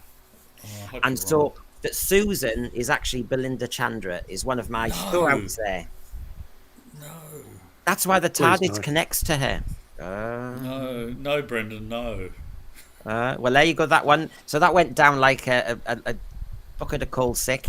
Oh, look, And, it's a good everyone theory. on I just Doctor hope you. Who I just hope you're wrong. It's a good theory, but I really hope you're wrong. It's something they would do, though. You're right. Well, the other little thing Yeah. I was interested by is the German trailer had none of these components in it. Now, the German trailer was up, then it was taken down, then everybody was faffing with it. Now, the British trailer showed whatever. I'm assuming you saw roughly the same one, but these components were not in it. Now, if the German TV company decided not to show something, I assume it's because it's not important. Or it's too much of a surprise. So Ryland, well, nobody's heard of him, so he wouldn't be shown. He's just a British celeb thing. I barely know who he is. But Mel, you see, the rumours were that Mel might die. Now, they don't show Mel at all. And yet in the British version, you see the street collapsing. Mrs. Flood, who's supposed to be in season 1 and season 2, they don't even bother showing her. So is she just a wild, is she just a... I also noticed they didn't show any of the DI stuff because, of course, in Britain, they showed us that all those West Africans were missing. And, that's something that our country just keeps going on and on and on about. But the Germans didn't think it was part of an important part of the plot. Why would you omit things if they're not important to show? I mean, so I was fascinated by that. And my final one was... I've been teaching myself West African folklore, and Anansi, of course, the spider god, is clearly in Doctor Who in the West African style written episode by Anayo Elms. Which has potential if they do it right, but I bet you they won't. I mean, another CGI, Adrian, that is not what you want to see, is it? The CGI. They also show you it blowing up, so that's good, isn't it? There's a monster. And it dies. You see, I like it Another when good Doctor Who example. has done things like this in the past and dipped into culture Yeah, me too. and turned like City of Death. That you've had that, and Sutek was Egyptology. Yeah. If it's done well, it can be really good. But I agree. this era has proven that they can't do anything well, so it's not going to be. No, it won't be. I Sorry. wish it would. No, I think it's a great idea, but I'm with you. I think they're going to just screw it over. Or it's going to be there briefly. And they've already told us they've blown it up, so there you go. Well, just so you know, Rylan, who none of you know, is really happy to be in Doctor Who. It's been That's good to it's a know. dream come true. So there you go. Isn't that good?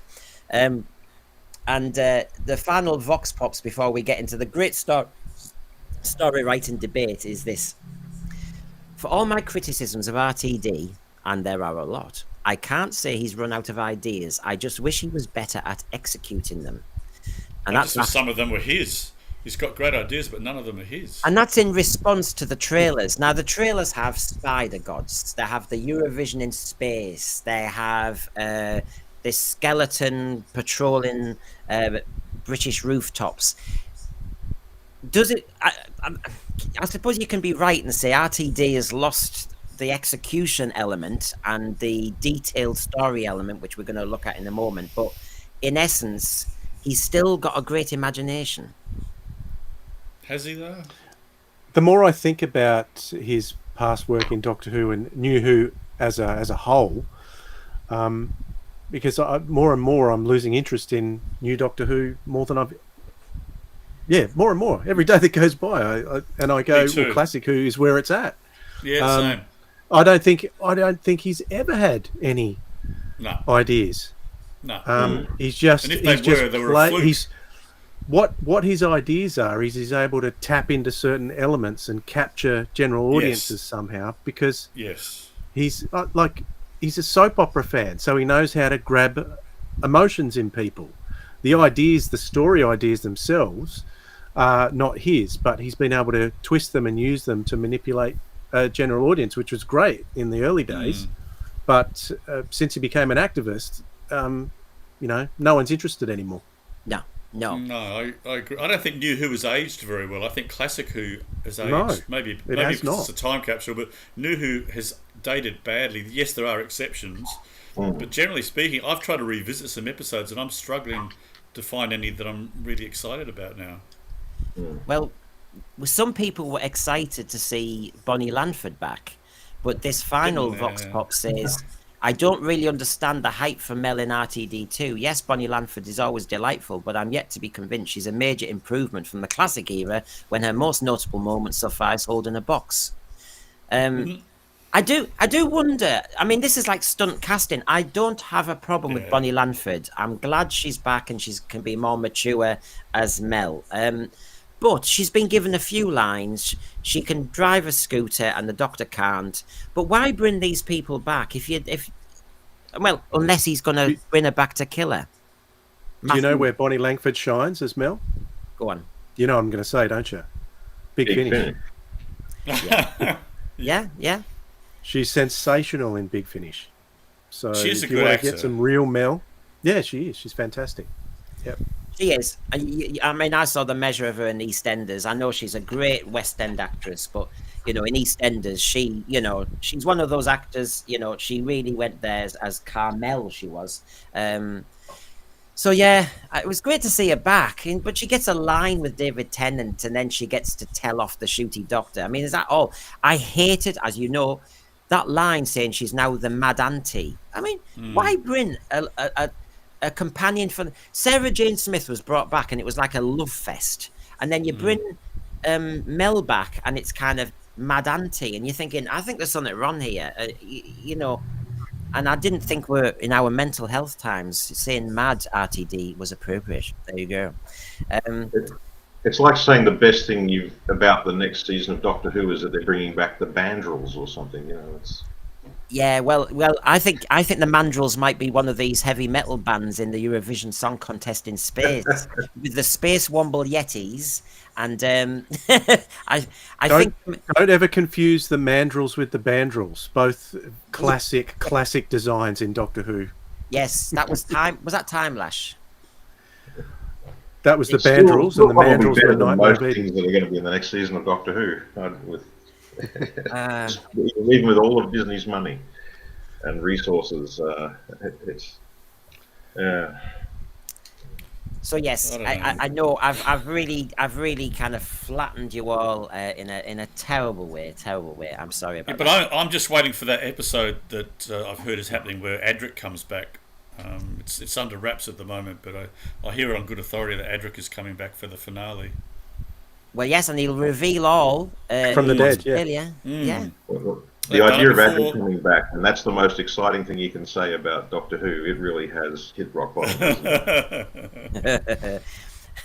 Look, I'm putting myself out there as a future showrunner, if ever they need, because I think this is what Doctor Who should be. Brendan, I'd in fact, more of this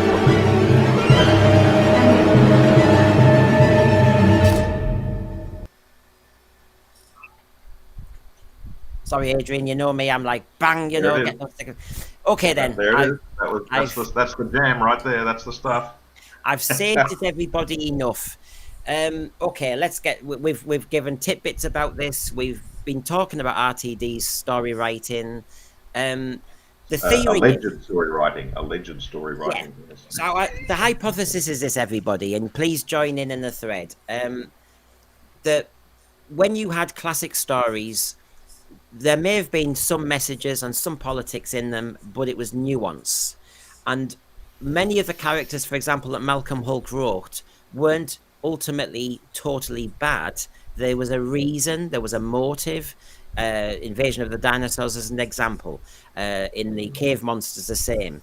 You had more moral discussions. I loved the Barry Letts years because there seemed to be some debates. I love Planet of the Daleks, and those debates about leaders and go back and tell people about war and don't make them always sound like heroes. And you had all these lovely discussions. And John Yulden is listening from work, and he always quotes Patrick Troughton's Doctor in Tomb of the Cybermen when he says, because obviously, John lost his dad last year, sadly, and he says, "Oh, sorry." To deal with bereavement, there was a lovely line for the kids, which is when Victoria said, "What about your family, Doctor?" And he said, "They're there, they're sleeping, but they're there, and when I want them, I can visit them."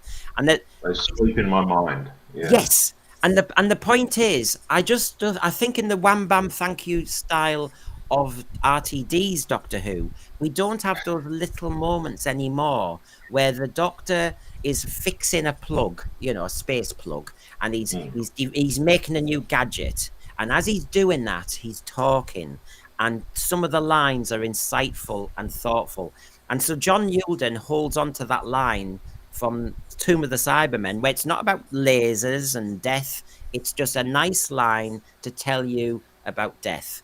And I just think we've lost... Right, so I'm going to shut up now. Dwayne, I feel as though it's too fast and slick and polished production-wise, but I feel as though we've lost the dialogue, we've lost the characterization. That's my point. Yeah, well, you've got images from the Faceless ones there, isn't it? So yeah, that was Malcolm Hulke. And it's interesting because as hit and miss as the story is in some parts, you do have those elements of the chameleons just trying to get their identity back. And love it. In the end, are they really as bad as you think they are? Are they really the bad villains? And I've been having started watching the season 7 behind the sofa episodes. It's been interesting getting their reaction. So in the group for series 7, we've got on the chair, we've got a group with Toby Haydock, Jeffrey Beavers, and Daisy Ashford. That's Carolyn John's daughter and husband with Toby Haydock. And then we've got Janet Fielding, Sarah Sutton, and Sophie Aldred as well. And then we've got Katie Manning and Matthew Waterhouse. And I was particularly interested in Doctor Who and the Silurians. They were watching that all through. Oh, mind you, I should mention first, Spearhead from Space. They were shocked at some of the scenes in Spearhead from Space, saying how absolutely scary those Autons were, and some of the scenes with they were commenting on how scary the scenes in the dolls factory were, and how disturbed they were feeling by the dolls' eyes getting made, and things like that. So there were really scary elements in those years that I think would be taken out today because we can't upset the children. They're all too sensitive. So you get that these days. People are too soft. But in Doctor Who and the Silurians... You can tell children that it's okay to get your willy cut off surgically and, have some synthesized hormones and, Yeah. I mean... In Doctor Who and the Silurians, there were some shocking things too, like the death scene of Dr. Lawrence, played by Peter Miles, when he dies and falls on the ground. He's got that horrific makeup and his eyes are wide open. I don't know if you get a death scene like that in Doctor Who these days. No, you don't. But it was the end that everyone was commenting on, going, "Oh, that really makes you think, doesn't it? Should we be rooting for the Silurians, who were the villains, but we were saying how cute the Brigadier was throughout and how young he looked, and we liked him, but he's just gone and genocided the Silurians. So should we be rooting for the Silurians now instead of the Brigadier? What?" And they're all sitting there going, "Boy, this really makes you think." And I think even Daisy Ashford said it makes you think, but it doesn't really push it in your face, does it? It just lets everyone think for themselves by just presenting it, rather than having a definite conclusion. And that was something that really stood out to me from what they were saying. And you don't get that today. Well, you get the message and it's shoved into your face. Well, to join what you've said, Dwayne, and to kind of widen it to the three lads on the panel and those in the thread, one aspect then, because I'm not a father, I'm not a parent, so you have kids. And so you know fine well whether RTD has to change how Doctor Who is made, because children now are more sensitive to this, that, and the other. You know, whatever is the theory. But you know the practice. Now, you know, as parents, has RTD got it wrong? Has the BBC got it wrong that you can't scare kids and kids don't want to be scared? Have they got it wrong? Totally got it wrong. You have to scare the kiddies. You really do. Are you allowed to? Are you allowed to? Yes. I've said it before on this show. It's like a roller coaster, and they scare you, but you come out okay, except if it's a dodgy one. I'll never go on a roller coaster again after an experience I had in Dreamworld, but that's another story. No, I think they should definitely scare kids, but do it properly, you know. And I think the most scary thing is what your imagination. Make it the shadows, the familiar. You know, what's under the bed, what's outside in the backyard, appear to your paranoia. Don't spend millions of dollars on expensive special effects. Use those effects to enhance the reality and make it stuff that we can identify with. Having said that, my daughter is 30 and she loves this new series, and I can't work out why. I've been trying to get my kids to watch Doctor Who for years, and she loves this one. I suppose there's the argument about, like, in the Attack of the Cybermen, you see Lytton's bloodied hands, and so that's maybe too far, because you said, you could just leave the imagination to do it, or you could hear, like in Pyramids of Mars, you hear the scream from the gamekeeper. You don't see him being squashed by the mummy. Exactly. Yeah. But you see the mummies, and you see what's about to happen, so the kids can work it out. Now, is it acceptable, Adrian, honestly, that nowadays, with all our safe spaces and everything, whether we like it or not, can a TV company actually almost make as their USP nightmares for the kids? Yeah, you know, this is an interesting question, Brendan. I often think about the James Bond films, which began the year before Doctor Who in 1962, and also got kind of caught in its traditions.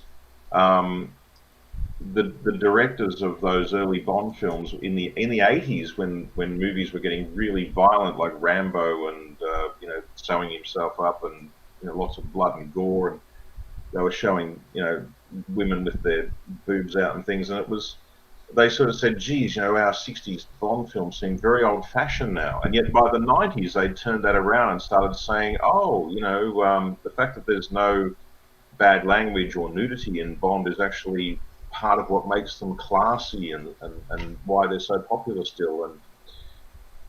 And I think that's kind of what happened with Doctor Who. It came out of an era when horror was great because it was done very tastefully. It was done with a lot of restraint.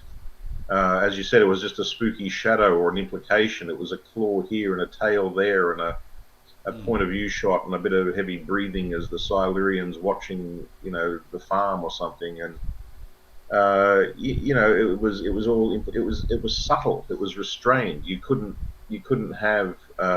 go too far. And I think what we're seeing now is an attitude of, you can do an MA15 plus show on Netflix, which is really shocking and really horrible and gory and terrible. Doctor Who's not that, yet at the same time, there's no restraints on what you can put into Doctor Who in terms of sexuality or adult themes and ideas, which seems strangely contradictory to me, So I don't know. It's like Because things about I always things did about love- sexuality is now fine, but Yeah. a tiny bit of spookiness is off the cards. And this I is don't this know. and this is the thing. It's like, well, we know what's allowed and what's not allowed, and I accept, and that's why tonight at 8 p.m. problem being, we're going to really look at that agenda in detail. But you see, Doctor Who has touched people in lots of different ways. Look at what Thomas McCarthy says here. I lost 2 brothers and cousins in a conflict in Ireland. I'm sorry to hear that. I dare say that was the Troubles, wasn't it? I lost my 20-year-old niece murdered last October. Again, that's shocking. I'm sorry. I'm so sorry. It's tragic. It's awful. Troughton's speech to Victory breaks my heart. It's a genuine Victoria, insight in our I lives. reckon he means. And this is what I mean. After Victoria, yeah. For every wham bam laser Star Wars-esque moment in Doctor Who, you need the quiet moments, because I think that's when Doctor Who always shone. And that's when we like the characters. You need that banter. I mean, Ark in Space, is it because I liked the the bubble wrap? Is it because I liked the Wirren? Is it also because I liked the way the Fourth Doctor chatted to Harry and chatted to Sarah? And there was some lovely About little humans being indomitable. Yeah. It's always the characters. And I don't think, actually, look, I'm going to say it and then we can play fair as well, because RTD hasn't got it all wrong and all the rest of it. But the Ark in Space moment that you've just mentioned there, Dwayne, the classic moment, the indomitable human species, that great Tom Baker moment.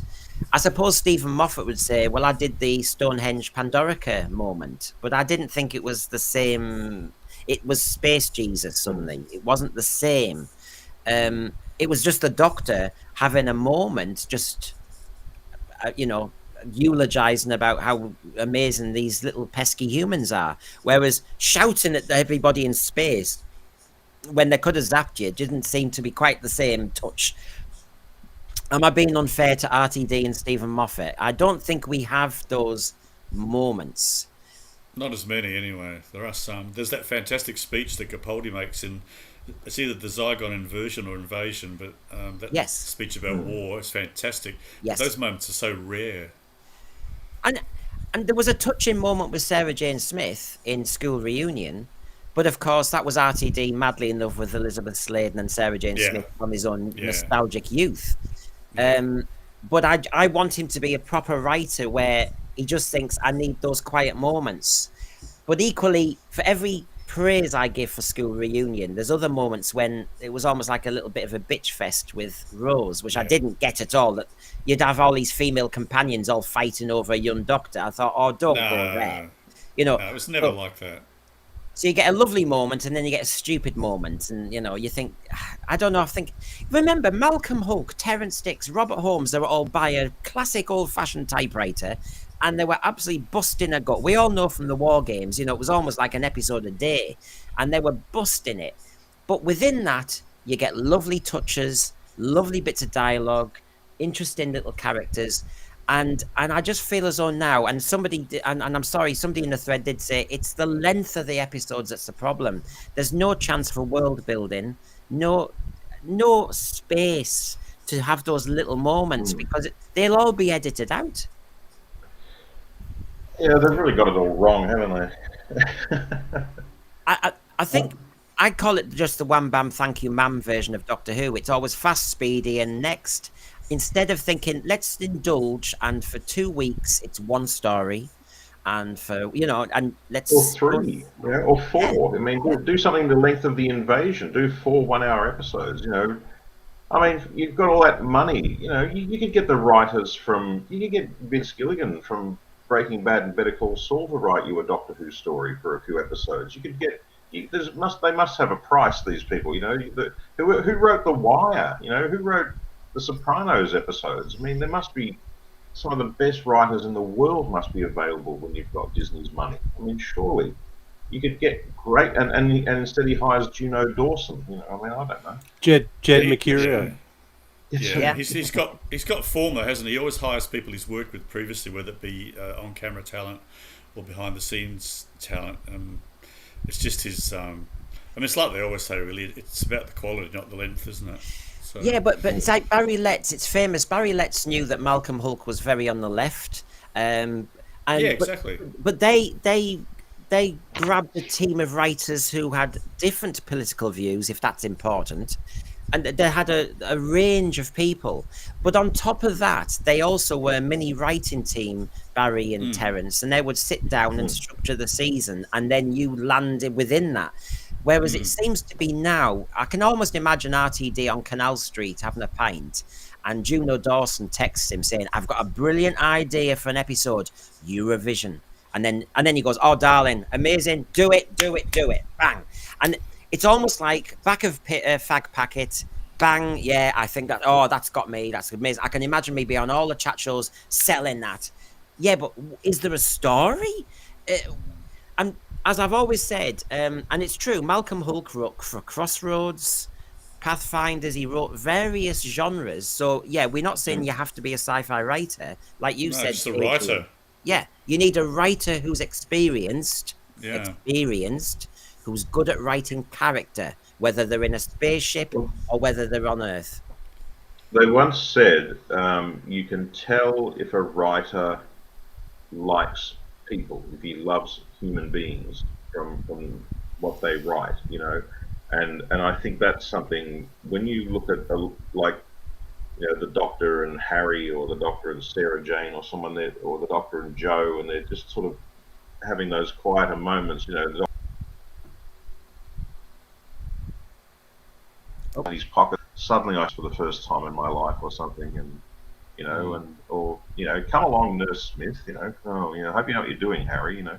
This is those little moments where you just feel like this is a three-dimensional experience of this is a writer who's lived a life. He likes people. He knows people. Yeah, he knows how people interact and get along.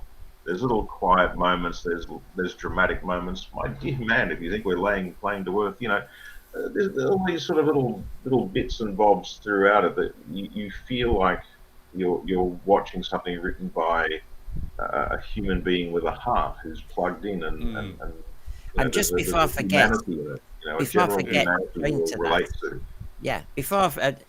I mean, Joy to the World, I hated the bit when the Doctor talked to Trev as if he was patronising him. Donna Noble in Star Beast thin-shamed the Doctor. There's all these catty moments.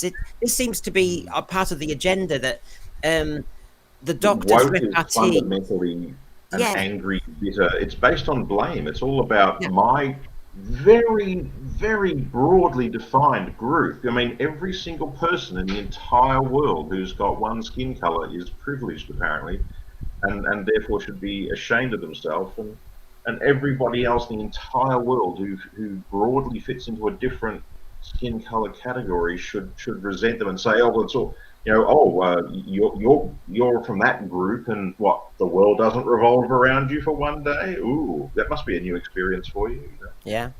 It's all based on, you know, this group should be pointing a finger at that group, and it should be blaming and bitter and resentful, and it leads to that very, as you say, very forced, very contrived, very politicized way of characters talking to each other, which never feels natural. It feels like they've got a sticker on the back of their car bumper that says, you know, this is the agenda that I'm worked up about.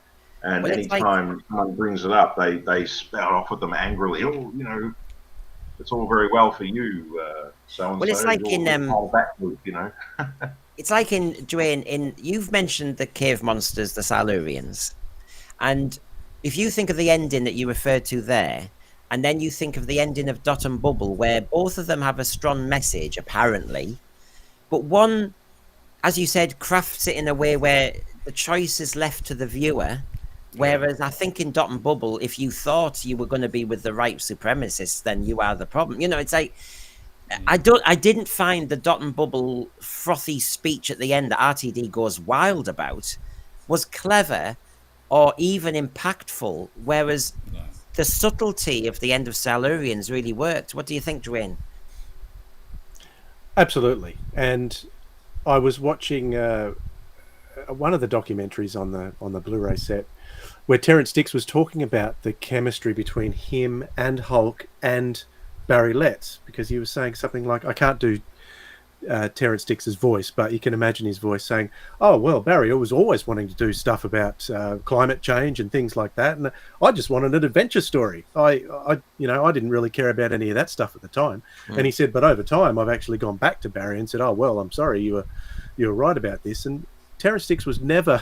I think that was one of the great things about that combination, was that they balanced each other out. And Yes. it's one of the problems of the current era, where you've got this head writer whose word is law, and whatever he thinks is the umbrella overarching everything. Whereas the duos back then of producer and script editor gave it that balance that you just don't get anymore. In many shows, not just Doctor Who. Yeah. What are your thoughts, Doug? We're comparing classic Who story writing to new Who story writing. I don't want to be unfair, but I can only. I'm in that frame of mind when I'm a bit cynical. What are your thoughts? But I suppose my original attraction to shows like Doctor Who and things that I still look for are the character moments, like we were speaking about. I always think a good story is a bonus. I gravitate towards a character that I can enjoy, not relate to or want to be, but someone maybe I could hang out with, and a character that I gravitate towards, and the lovely little subtle character moments. I also think that what the writers did really well in the classic series was write the scripts on different levels that different age groups could relate to. So, like, when I was 6, I didn't care about any of that. I just wanted to see the monsters and the Doctor fight. But as I grew older, I was, probably in my late teens when John Pertwee came on the scene, and I was about to give up Doctor Who, but he just brought me back, because the script writing worked on different levels. It wasn't just about fighting monsters, it was about character moments, and it was about something deeper. Whereas I don't think that's even remotely available now, other than agenda pushing, which do you know what, I don't care about the agenda, and I'm quite happy for people to have their own agenda, but do it better, do it subtly, so that's intrinsically part of the plot and part of the character, not hit us over the head literally sometimes with a sledgehammer. Don't do that. But I suppose it goes back to, as Adrian was saying, it's do they love people? I mean, they seem to exactly. They seem to love the politics more than the people. That's the feeling I get. Yeah, there's a lot of people they hate as well as people they want to defend. But yes. Science fiction was always about humanity coming together. It was always about us against the alien or whatever. It was never about division. It wasn't. It might start like that, but it was never. It was always about finding the common bonds of humanity. Science fiction was normally good at that, but we seem to have somebody who says they're writing science fiction who kind of grifts on all the division and toxicity. That's my concern. It's not sci-fi by what it normally likes to do. The other thing about the story writing that I thought we could discuss is, I mentioned very quickly, complexity versus simplicity. Now, simplicity is not bad, is it? Because you can have a base under siege, and that's great. No. You can have an invasion of a village. It's great. You can have robots going wild on a sand miner. That's great. You can have simple without being simple-minded, and you can have complex without being brainlessly convoluted and ridiculous. Exactly. Yeah.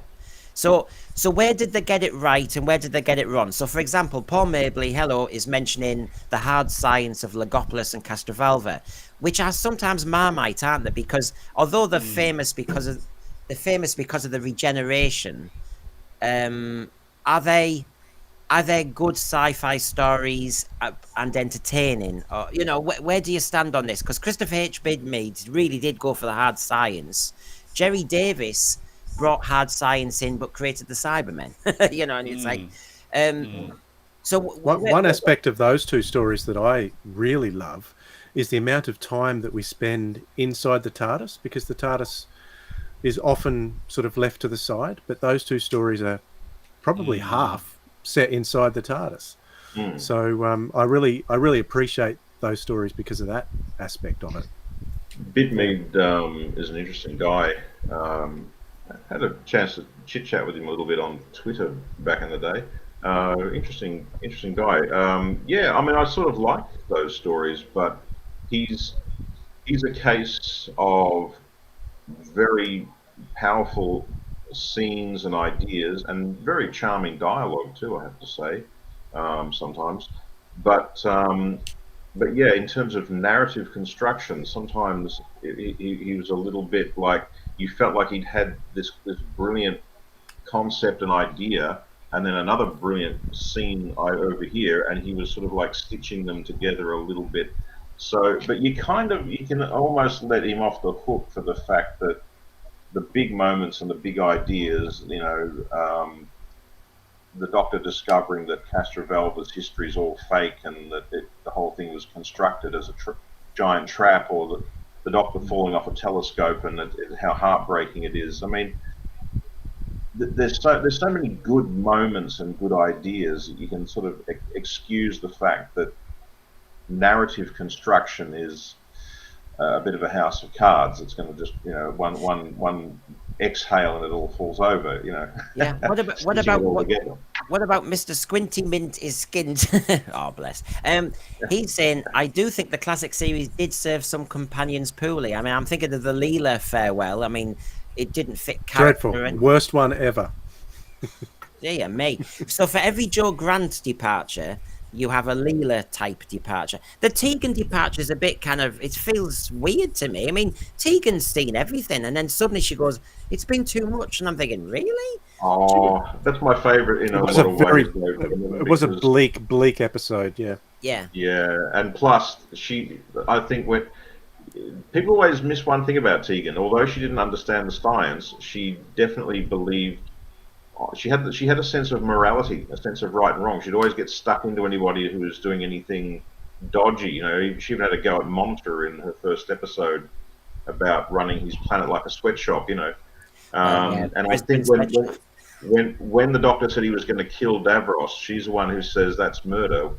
Kind of like the end of the Silurians. There was that crestfallen moment where I think she just saw, the Doctor's even prepared to.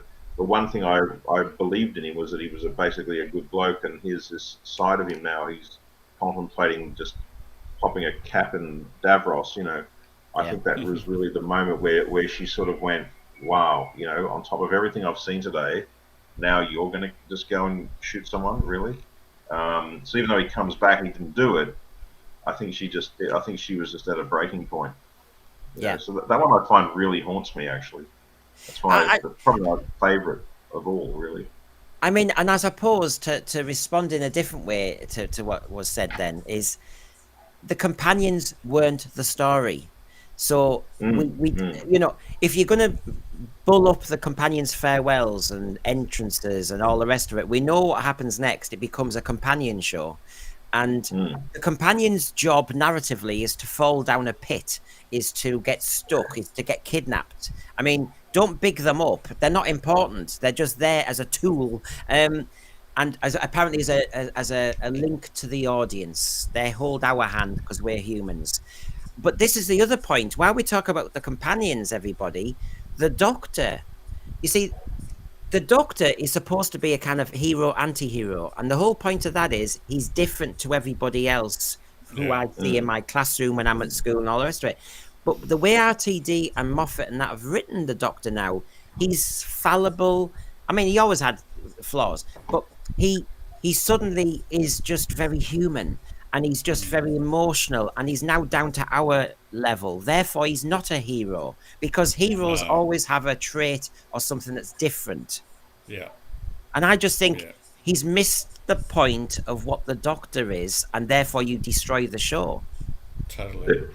They've run into a really big problem, I think, Brendan, and that is that as soon as you say we're going to take this popular long-running character and turn them into something to elevate a certain group of people, like we're gonna have the first woman Doctor, Well, the Doctor would sort of be a person who had stolen the TARDIS, was put on trial by his own people, was sent to Earth as a criminal being exiled for breaking his people's rules, and he was anti-establishment, and he got told off for trying to steal the TARDIS key and run away, and his female companions would say, "It's the last time I'm getting in that thing again. You can't even drive it." As soon as you say it's now the Doctor's a woman, well, you can't criticise this female role model. You can't have the companions saying, "Gee, you can't even drive this thing." Well, it sounds like you're attacking female drivers. Yeah. You're saying the Doctor's a role model, not an anti-hero, not a ratbag who stole the TARDIS and ran away, and a bit of a vagabond and an oddball and kidnapped Ian and Barbara. No, now the Doctor has to be the sort of role models have to be flawless. The idol can't have clay feet when you're a role model. Yeah, I can't. And now you've got the first black Doctor. The first black female Doctor was the Ruth. Joe Martin. I always go back to you can't have the companion. Imagine a male companion ripping strips off a female Doctor in the way that the female companions would often, get stuck right into the male Doctor, like Tegan or somebody. Well, when she wasn't play the same way, it plays as a bloke abusing a woman. It plays. But when she wasn't getting strangled, Perry was giving it to the Doctor a lot as well, wasn't she? But I always refer to Star Trek. That's why the Perry strangling scene was so bad, was because it doesn't play well. No, Doug, Star Trek. When you do comparisons in sci-fi, Star Trek Discovery, Michael, as Adrian has said, that she's got no flaws. She flies through the universe. She's just ridiculously, painfully perfect. Whereas I love the bit in Wrath of Khan when Captain Kirk has not followed the rules of the spaceship when they see the Reliant, and he has to recover himself. That's what we like in our heroes, that kind of element. Yeah. And so I agree. I gave up on Discovery after about season 3. I had enough, but you're absolutely right about Kirk. Yeah. So am I going too far, Dwayne, on the fact that I think the Doctor's been completely diminished? Therefore, no, I don't think you are. No, I don't think you are either. No. Because it goes back to Doug saying before, his daughter liking the current series doesn't understand why. Well, I can tell you why. Because it's not Doctor Who. Your kids don't like Doctor Who, and this isn't Doctor Who. That's why they like it. Yeah, true. So it's the only answer that fits. Yeah. It's a CGI cartoon full of political jabs at straight white men, basically. Well, you've got an example here. I don't think there'll be one straight white man in that Interstellar 800 Interstellar Song Contest. The Star Trek would have the I think it was in Undiscovered Country. You've got the meeting of all the countries and the assassination attempts and all that stuff. Whereas in Doctor Who, we do have the Galactic Federation, but we're not going there. Instead, we'll just have all the aliens all meet to sing a song. We've done Rins of Akaten. We've done it. So as you say, Adrian, the CGI, I have to say the CGI to me doesn't do much for me at all. No. It just doesn't have any kind of spirit. It took me a long time to find the courage to say these words, Brendan, but I'll say it on your show. I hate CGI. I've said it. Well, okay. If it's done well, I think it's you're wrong. But the best CGI is invisible CGI when you don't know it's there. But I think you're not wrong. It should be used to support. It should be used to support the practical effects. Apparently, there are a lot of films and TV shows that use it that you would never notice. But I get where you're coming from, and bad CGI. Yeah. Perhaps more accurate to say I hate bad CGI. The good stuff's fantastic. But I hate. Do you know where I've noticed that recently? I've noticed that in the new Blake 7 Blu-rays, the special effects, the updated special effects, where they've used real models to update the special effects, and it just works so well. That you're totally right that CGI should be used to support real effects, not sort of overtake them. Yeah, absolutely. And just to link to Dwayne's point, and Adrian and me were talking about this the other day, which is it feels like, and I've got Sutek, it just so happens on the TV screen at the moment, but the dog-like Sutek and the CGI'd Eurovision and all the rest of it, it seems to me that I think the story writer starts with how much money have I got? Yeah. What can be made? and then I'll do the story around it, because that Sutek death scene was. I feel so sorry. I have to say it every time. The people who make the CGI, the clever people behind the scenes, have passion and talent, and I feel so sorry for them that they get ill-served by a story that just doesn't deliver. So they bust a gut and spent a bomb on that whole sequence of Sutek dying in the vortex, when actually it didn't convince, it didn't have impact, and it looked stupid. It was just didn't work. No, and it just feels like to me, Adrian, that that. Can we do this CGI? Good. We'll do a story built around it. Well, that's not a story. That's called, as you say, CGI Fantasy Fest from RTD. Yeah, I mean, remember, Brendan, we talked about, when we were having a little chit-chat before this program, we talked about this idea that Davies had come up with this sort of ridiculous contrivance why the Doctor couldn't just go back and see who the girl's mother was, dropping the baby off at the church. Yeah. And then he had to come up with this even more elaborate counter piece of contrived nonsense to counteract that one, where they're using a VHS tape of old 6C TV and a hologram and a special room, and bring it all to life. And it's all a giant load of contrived nonsense to draw out this great big long thing, so you can tease out a planned cliffhanger of, oh my God, it's Sutek.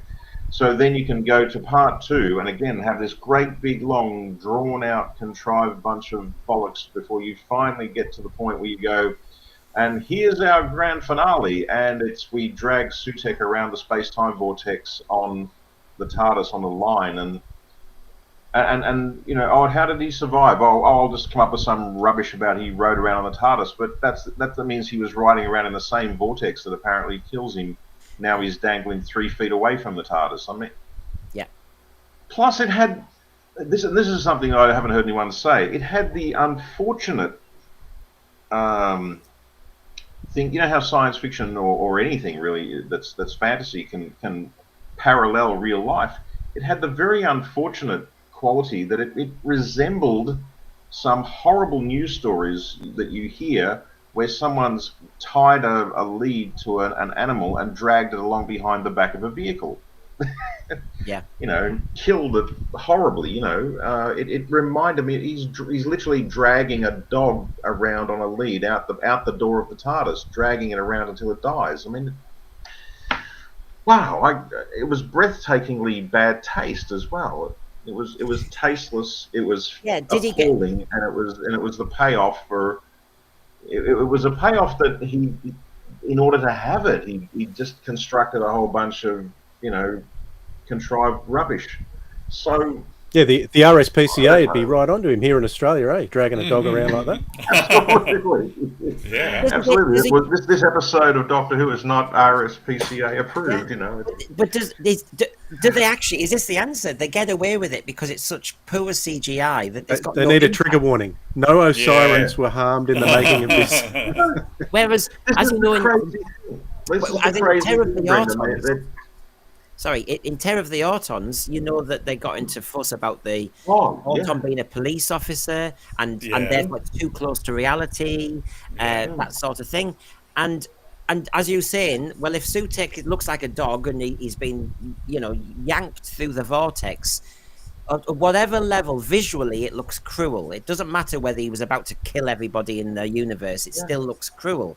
And the whole point of Doctor Who is they try and contrive deaths that just are so different that they can't be emulated. I was actually on the side of the bad guy instead of the Doctor. That's really telling me something. He was just trying to give everyone a present. Gift of dust. If you're watching the Pyramids of Mars and you're cheering for Sutek to kill the Doctor and get away scot-free, because you feel sorry for Sutek now. As a teacher, I would have rewarded. I would have rewarded Sutek as a teacher for having such patience, because for 50 years he didn't kill anybody. I mean, well done. I mean, he's a mass murderer, but for 50 years he held back. So well done. That's our starting point, lad. He'd been sober. He's reformed. He'd been sober for 50 years. You know, he needs Yeah, his I mean- little coin with I haven't killed anyone in 50 years, half a century. Can I make it the next half a century? You know. Yeah, I mean, He'd it gone is. to Psychopath Demigods Are Us Anonymous, and he'd put his hand up. I am Sutek, and I like to kill people because I hate all sentient beings in the cosmos. And I'm going to go 50 years without killing anybody. I get my little coin. Can he go another 50? You know, and It's really good. I mean, then the doctor just comes along and cruelly drags him along out the back of his old van, the TARDIS, and kills him. Terrible. That. I remember that. Doctor Who. I remember the doctor didn't even put him on the blooming leash. He needed his 19-year-old companion to do that. Now, Farsight points out another issue, which is, of course, well, Sutek was never in the vortex in the first place. So RTD contrived a situation, if you get my gist. Pyramids of Mars, he was sent back, but he was killed, is what he was told. He wasn't still flying in the vortex, he was dead. He was gone. Pyramids of Mars, he was dead. Because I remember doing it at the time. He said to Sarah Jane Smith, thousands of years I've sent him, and the sirens only last so long, so he's lived definitely about dead. 7,000 years, he said. Yeah. So suddenly, yes, we get all this contrivance here. So no, I don't like that element.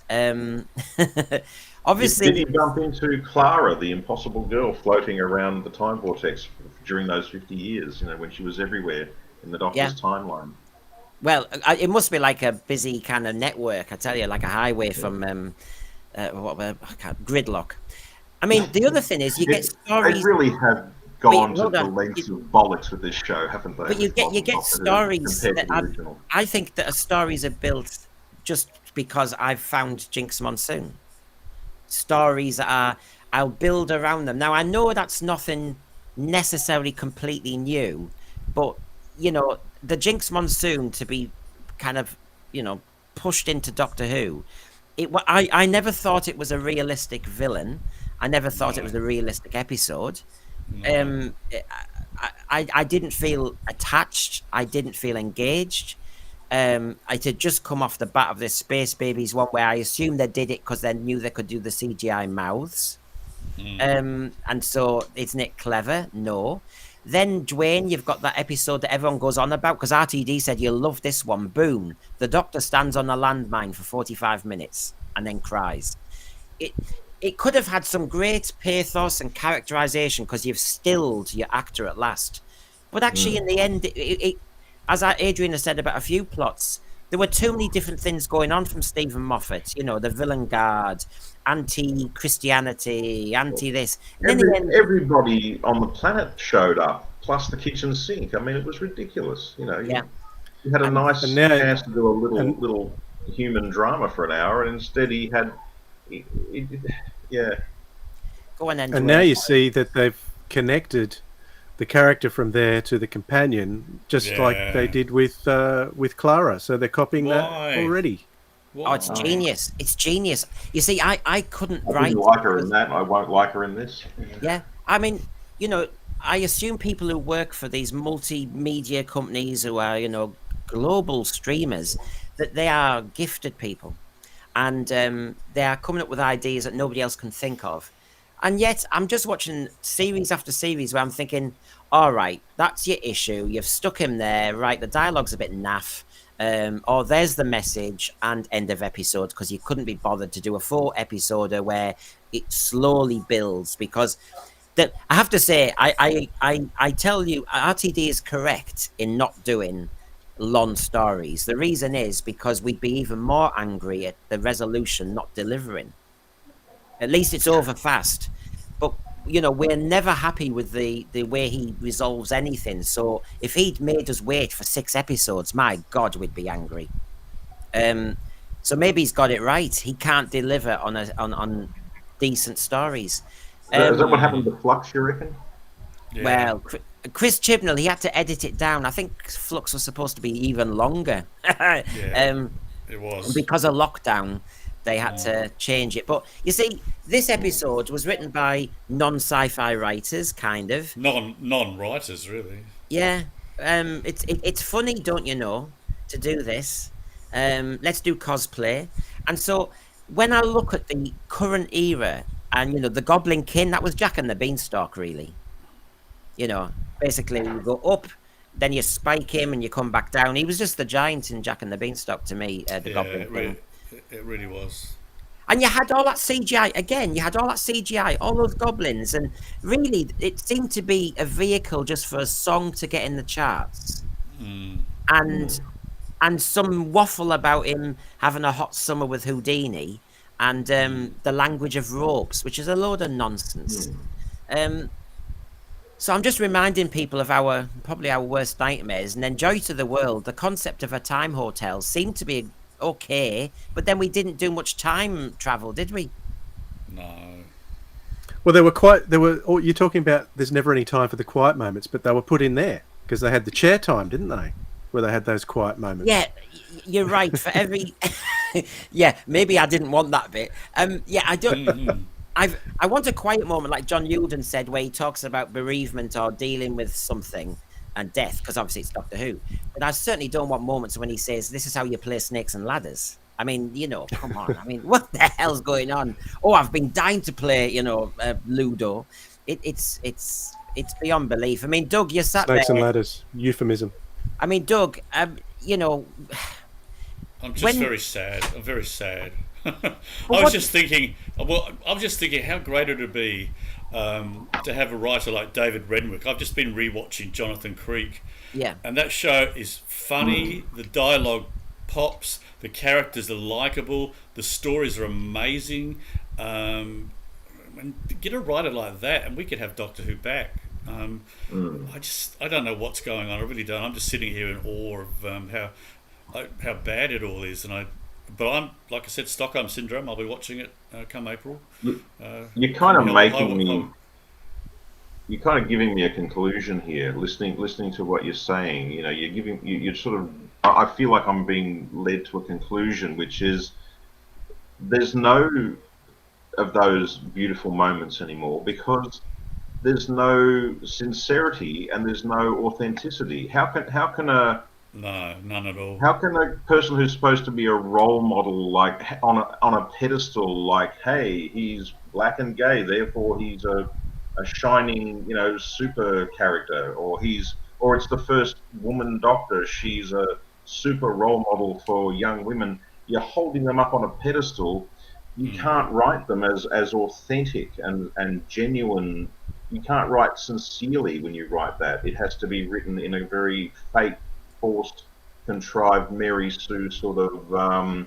These people they're not there to be like real people. They're there to be. Hey, look, isn't it fantastic that we've gotten rid of those terrible white men who used to play Doctor Who? Now we've got this person, But when he was a white man, I mean, you listen to Verity Lambert. She says the Doctor was petulant. He was childish. He was. He was even written as a kidnapper in the first ever episode of Doctor Who, An Unearthly Child. He kidnaps Ian and Barbara. He was written as a dangerous character. He wasn't. You weren't elevating him because we didn't. No one thought, we need to elevate white men. No one was thinking that. He just happened to be a white man. That's who the character was. Just like Axel Foley's a black guy, or Supergirl is a woman. I mean. That's just who the character was, but no one thought of the character as a role model who's perfect and therefore going to be looked up to, or is making some sort of political or social point about we're elevating this group of people. So therefore it was okay to write the Doctor as a very flawed, very authentically imperfect person. And therefore, when you're being that honest, when you're saying this is a warts and all kind of guy who like look at him in season 7, he's so rude and bitter about being exiled, and my dear fellow, I don't believe in passes, he's really rude and calls Professor Cornish the man's a fool, he's really petulant and even says, what's the matter being childish? I jump in on that? I like being childish. Yeah. There's no point being grown up if you can't be childish. That's the sort of person who can be authentic, who can be sincere at times, who can be genuine, because you're writing an authentic, genuine character. You're not writing a bloody an escalation of a group of people. Okay, Joanne, sorry. I just wanted to pick up on your interaction with the Doctor and Professor Cornish there, because I was watching that today and I thought it was an incredible moment where he says the man's a fool, and then like a couple of minutes like this little interaction between the Doctor and Cornish, and the Doctor goes, "Look, I'm sorry, my dear fellow, it really is important," and he apologizes on the spot. So you get to see the frustration of the character, but then he goes, "Yeah, I was wrong," and he's not beneath turning around and making an apology and getting on with it. So you get all these little lessons within the subtext of that story. It was a brilliant moment. I loved it. That's what we're missing, absolutely. Twitch of the eye, like this, when the Brigadier says to him, he is in charge here. Yes, of course. But he realizes he's wrong. You know, realizes he was in the wrong. Yeah, absolutely right. Yeah. There seems to be, I mean, Doug, there seems to be something in all the story writing, not just Doctor Who now, when we compare to 60s and 70s and 80s programs, where, as we've been saying quite a lot tonight, that every character has to symbolize something. So therefore, if they're representing something, there have to be a good version of it. Whereas Sarah Jane Smith would balls up and get herself into trouble. Jo Grant would get herself into trouble. The Doctor would make mistakes. Why can't we on TV show people making mistakes? You're spot on. Flawed heroes. Some of my favourite heroes are flawed heroes. The original way they played James Bond, flawed, misogynist dinosaur. The way Doctor Who was originally portrayed, very flawed. So many but they're flawed yet likable. You're right. I mean, Blake from Blake 7. Yeah, exactly. They need to be interesting, but they need to be not perfect. And Avon from Blake 7 too. Like he was a fascinating character. Watching all Look at that moment in Blake 7 where he says, I need to be sure that I was right, and Callie says to him that you were right. It's such a shocking moment because you think, holy shit, is this guy really like a fanatic? Is he really going around blowing up planets and things because just to convince himself that he's right? Wow, stop, You almost have that moment where you actually think, Jesus, Avon was right, this guy really is enough, You see, drama, ultimately drama, whether it's sci-fi or anything, drama has to have characters who are interesting, and interesting characters are not perfect. You need characters who always have that, whatever you liked on TV, Morse was obsessed with a certain way of doing things. We like Sherlock Holmes as a character because he was a detective who did things a certain way. We all know why we've liked certain characters in literature and on TV. And for some reason, we're missing the unique selling point of the Doctor by turning him into this blancmange of a weak, pathetic human being. Trying to create as I say, a role model or an icon that elevates a group rather than an individual character. Everyone has to represent something. That's what's wrong now. It's terrible. Yeah. Well, just before we lose Doug, because he said his battery's going. So I mean, Doug, where's it going? I know he's going back into my time. You're going into. I forgot to bring the plug. Usually it lasts, but I think we must have a longer show tonight. Yeah, well, so I'm about to unplug. I'm talking too much. I've burnt up your battery. No, that's all good. I'm going to unplug Doug. Oh, that's unplug Doug. Unplug Doug. Doug's going to be unplugged. Unplug me. So Doug, we'll see you again, but thanks for being on. Obviously, I'll unplug you now. Thank you. See you later. Bye, guys. See ya. Bye. See you, Doug. Good to see you. I mean, I suppose we're getting close to the end now, but yeah, I just think ultimately when I'm thinking, is this Doctor Who or not? And yes, they can always change Doctor Who. They're always tampering with it, of course.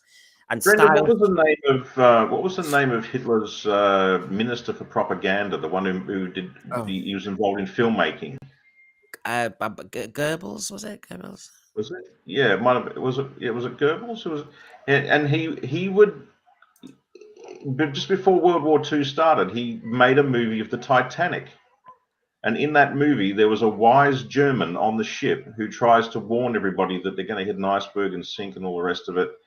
and the stupid British crew won't listen to the wise German, and that was sort of the message, the hidden propaganda message was, we're going to win because we're wise and smart, and the British are all doomed to, like the people on the Titanic, because the British are basically a bunch of ignorant, stupid people who won't listen to us smart Germans, you know. And I just think that's exactly what film and television is turning into. It's turning into that thing where there's I always feel like I'm being given a message like that, you know, that. Yeah, You know, it's a vehicle. Everything's a vehicle. I mean, for it's a someone's vehicle. agenda. Yeah, a drama, whether you go to the theatre, a movie, or whatever, is just meant to take you somewhere else. And yes, it might reflect certain things. It might make you ponder. It might make you laugh. It's supposed to entertain and take you somewhere. That's the art of it. And when Doctor Who is making you shout and is making you go, you know, what is this about? And shout at the screen because there's so many plot holes, you just wonder why you're wasting your time watching it. Or you're grieving that this show that once had so much sense to it is suddenly doing some silly things, and you're thinking of all these missed opportunities and missed potential.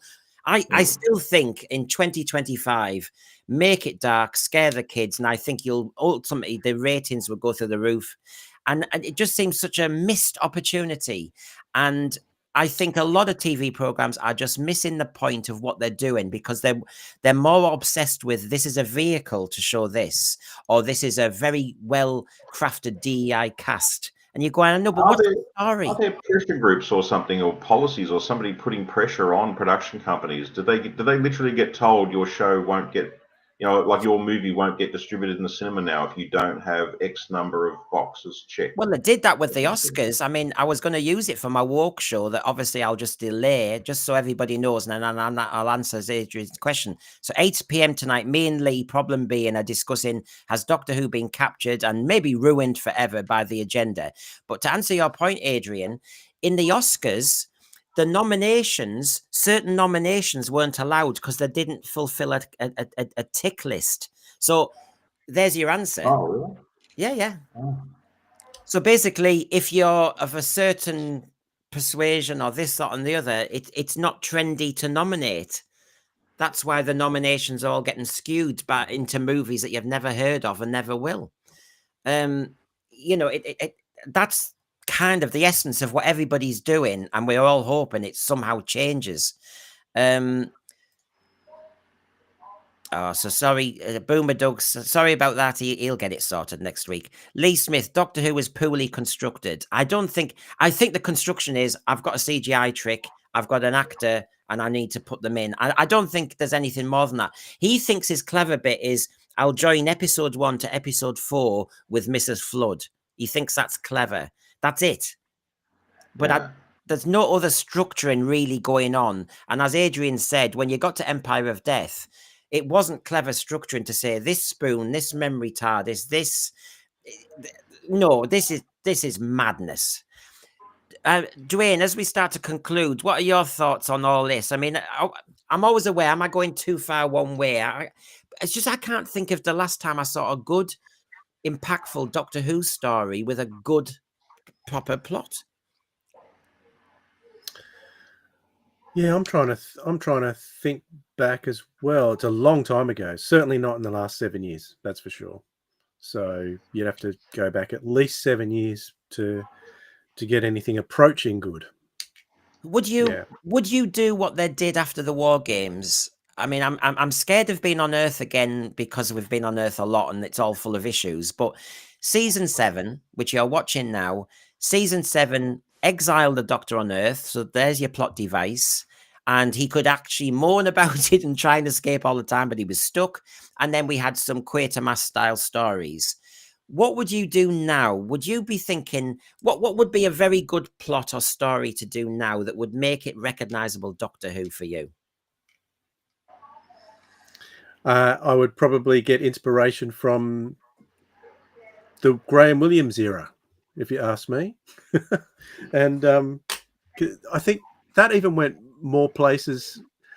If you look at it objectively, it went more places than the Hinchcliffe era, I reckon, because the Hinchcliffe era was doing homages to different things throughout most of its time. And I think even though the Williams era was restrained by budget and things like that, and it started to get a bit silly for some people's tastes. Yeah. If you look at the core ideas of those stories, they're all pretty fantastic. Underworld stands out because that was based on Greek mythology. So that was one that sort of delved back into the others, but there was a lots of original stuff in there. The Sunmakers was all of the tax system. So they were still tapping into current world events for some of the ideas. What about But the world is such a crazy place at the moment. It just feels different these days to how it felt back then. Yeah. I think people want to get away. I don't think people want to be down here. They want to go out. So I think you need to go out into the universe and find something better. You don't want to focus on what's on Earth. Do what Star Trek used to do and make the future a positive place. Star Trek's gone down a pretty awful rabbit hole over the last few years, some of them.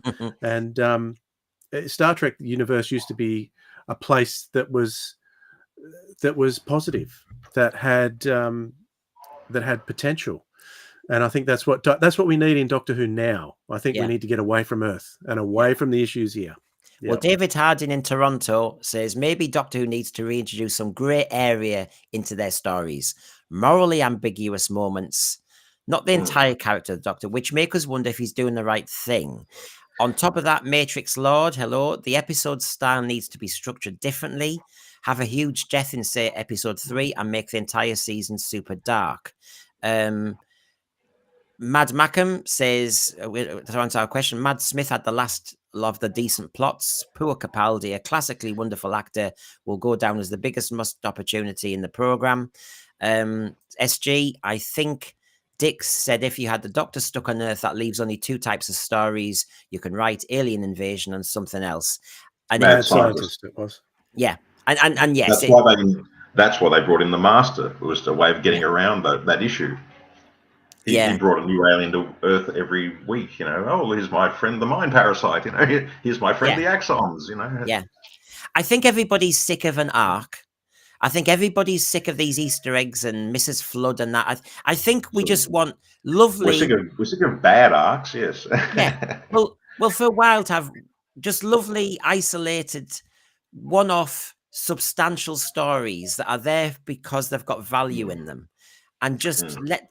go on, sorry. I'm gonna disagree slightly with the arc thing. I think if it's done right, it could be done. And I go back to I've mentioned a couple of times now, Cobra Kai. If you want to look at how to do something really well on shorter episodes, but the flexibility, so put it on a streamer, which the BBC can do anyway. They can just put it on iPlayer and work out their scheduling around whatever time needs to be done. It's a lot easier these days than it used to be. Release them weekly. Don't dump them all at once. And I think Cobra Kai has been the most compelling piece of serialized television that I've seen, I think, in years. Yeah. Cobra Kai is sort of the Breaking Bad of karate. Yeah, it is a bit. I think that's an interesting point you bring up there, Dwayne, because I love Doctor Who, but as a format, but it's so badly done at the moment that I can't even sit through an episode. Whereas I couldn't care less about karate and karate tournaments and didn't like the Karate Kid movies when they were new. I wasn't interested in them. But how good are the characters? And yet Cobra Kai I love because it's just so well done. So it's not. It really is a case that it's not what the format is. It's whether you make a good show out of it. And Cobra Kai made a great show out of a concept I didn't really care about. And I through the first episode, I was like, "Oh, this really? They made a show of that? Whatever." By the end of it, I was hanging on the edge of my seat because it was so well done. It was like, as I say, it was like the Breaking Bad of karate movies, And whereas Doctor Who, I love the format, but what they're doing with it at the moment stinks to high heaven. You know, I just can't get into I it. think Can't I enjoy think it. the reason why, I mean, yes, arcs have been given a bad name by RTD, and I know other people can maybe do them better. But the other On Doctor element Who, is yeah. one of Yeah. the unique selling points, really, of Doctor Who was you just didn't have a clue where you were going to be the next week. It And was like a movie in chapters. You'd get a yeah, movie, and then another movie, and then another movie, and that'd be the end of the season. You know what I mean? yeah, and I Season think 7's like 4 movies. You know, RTD's he's kind of serialized. stereotyped Doctor Who by saying, "Oh, there'll be a wacky episode, there'll be a musical episode, there'll be a this." No, Doctor Who was never that. Yes, there was an episode in the past. There was an episode when you went to this strange colony. There was. That's all. They were just different stories. He's taken the idea of different stories and decided you can throw lots of different genres at it. Well, you lose your whole kind of substance and feel of a series. Whether it's an arc or not, each series needs. I mean, we know from any series you've watched that sometimes you see them develop from series 1, 2, 3. One goes a bit darker, one goes a little bit like this. You know, there seems to be a tone and a vibe. But the way RTD seems to be structuring Doctor Who at the moment, it's just like, oh, there's that big, loud, amazing gimmick there, and then there's this, and then there's, and it doesn't join, and he thinks it's joined. Shiny. You know? Yeah, and he thinks it's joins because Sutek's in it, you know, and he go, nah. So yes, and Peter Harrington, my Doctor Who twin, that's the answer in essence, to be concise.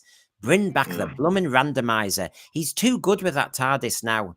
That was another flaw. He couldn't work his own TARDIS. Mad Mackham, Dwayne, I'm sick of companions having a backstory. They need to have a backstory no longer than 2 sides of A4 and have them just be our eyes on a journey with an odd alien hero and then kill them off. And who cares? No, yeah, I've added that. It's okay to have a backstory, but the Doctor's story has to be bigger. Yeah. And if we can't do that, just do a story in space and don't dwell on the Doctor and don't dwell on the companion. Because let's face it, there's a lot of stories where the Doctor just gets on. We don't learn anything about the Doctor in that story. He just does stuff. So that was the detox this week, everybody. It's a double whammy today. I've got to make sure the Aussies can actually get to bed and all the rest of it. So basically, 8 p.m. tonight, me and Problem B and Lee. It's a two-hander. Has Doctor Who been captured by the agenda? Has it been ruined by the agenda? And Problem Bean's got a lot to say. Or has it been turned into a vehicle for the agenda? Yeah. Yes. Is the next episode? Is the next use that word ambiguous agenda before? There's no that's an interesting point, isn't it? When it comes to politics, there's no ambiguity. That's like saying you're not sure whether you're on the left or the right, you know, of politics. Yeah. So you can't if you're political, if you're being political on if you're politicizing Doctor Who or any entertainment, you can't be ambiguous. You can't have grey areas because that's like saying, oh, I'm a bit Republican and I'm a bit Democrat, you know. Everybody's literal. Like I said, I want nuance back. I want subtlety back, as John Yulden says, and it's a point that actually RTD did a little bit with Unquiet Dead. Another problem is the Doctor knows where he is when he steps out of the TARDIS. I used to love that bit. I'll mention Planet of the Daleks. You know, getting out of the TARDIS was an event in itself. You know, Death to the Daleks. It was dark and grim on Exelon. You know, that sort of thing. It was. I mean, he had to he had to wind himself up to get out of the TARDIS on Exelon. You know, that was a master stroke in itself. With a crank handle. Yeah. Which has never been needed since. Lee Smith, the Doctor's transformed into an alien. He lands back on Earth and unit chase and try to kill him. I personally think get him off Earth because he won't waffle on about all the issues that he seems to be bothered about suddenly. Anyway, that was the detox that was. I feel as though I'm very toxified. It was another failed counselling session. I need to have a shower to wash that shooty Gatwa discussion off of myself now. You know, I feel great. Really. I feel great. I don't feel alone. I know why you feel good though. You made a good point. I think Dwayne made a good point, didn't he, Brendan, about the Williams era, because that was where the Williams era was where Doctor Who went so far off Earth that you barely got back there. It was probably the most furthest it got away from being about alien invasions and and unit type stories, you know, even ersatz unit stories like Hand of Fear, there was almost no connection to Earth. You know, Romana was a time lady. You had a K9. You were way off in time and space. It felt really disconnected from the here and now. So that was it was a bit of a watershed, those few seasons with Williams. You know, maybe that is what we need as an escape from the We do. Well, crappy politics of modern day 21st century. Sci-fi is escapism, and that I think they're forgetting the fundamentals of it. Anyway, we must all escape. You've got bed and then your weekend to start. I've got to prepare for another show. Something wrong with me, isn't it? Am I addicted? So just to remind you one last time, 8 p.m. tonight, everybody. Join us again, and we'll have some fun with that. Thank you, Adrian, and thank you, Dwayne. Pleasure. And, that was the detox that was. Goodbye, everybody. Thanks, Brendan. Bye. Bye. Thanks, Dwayne.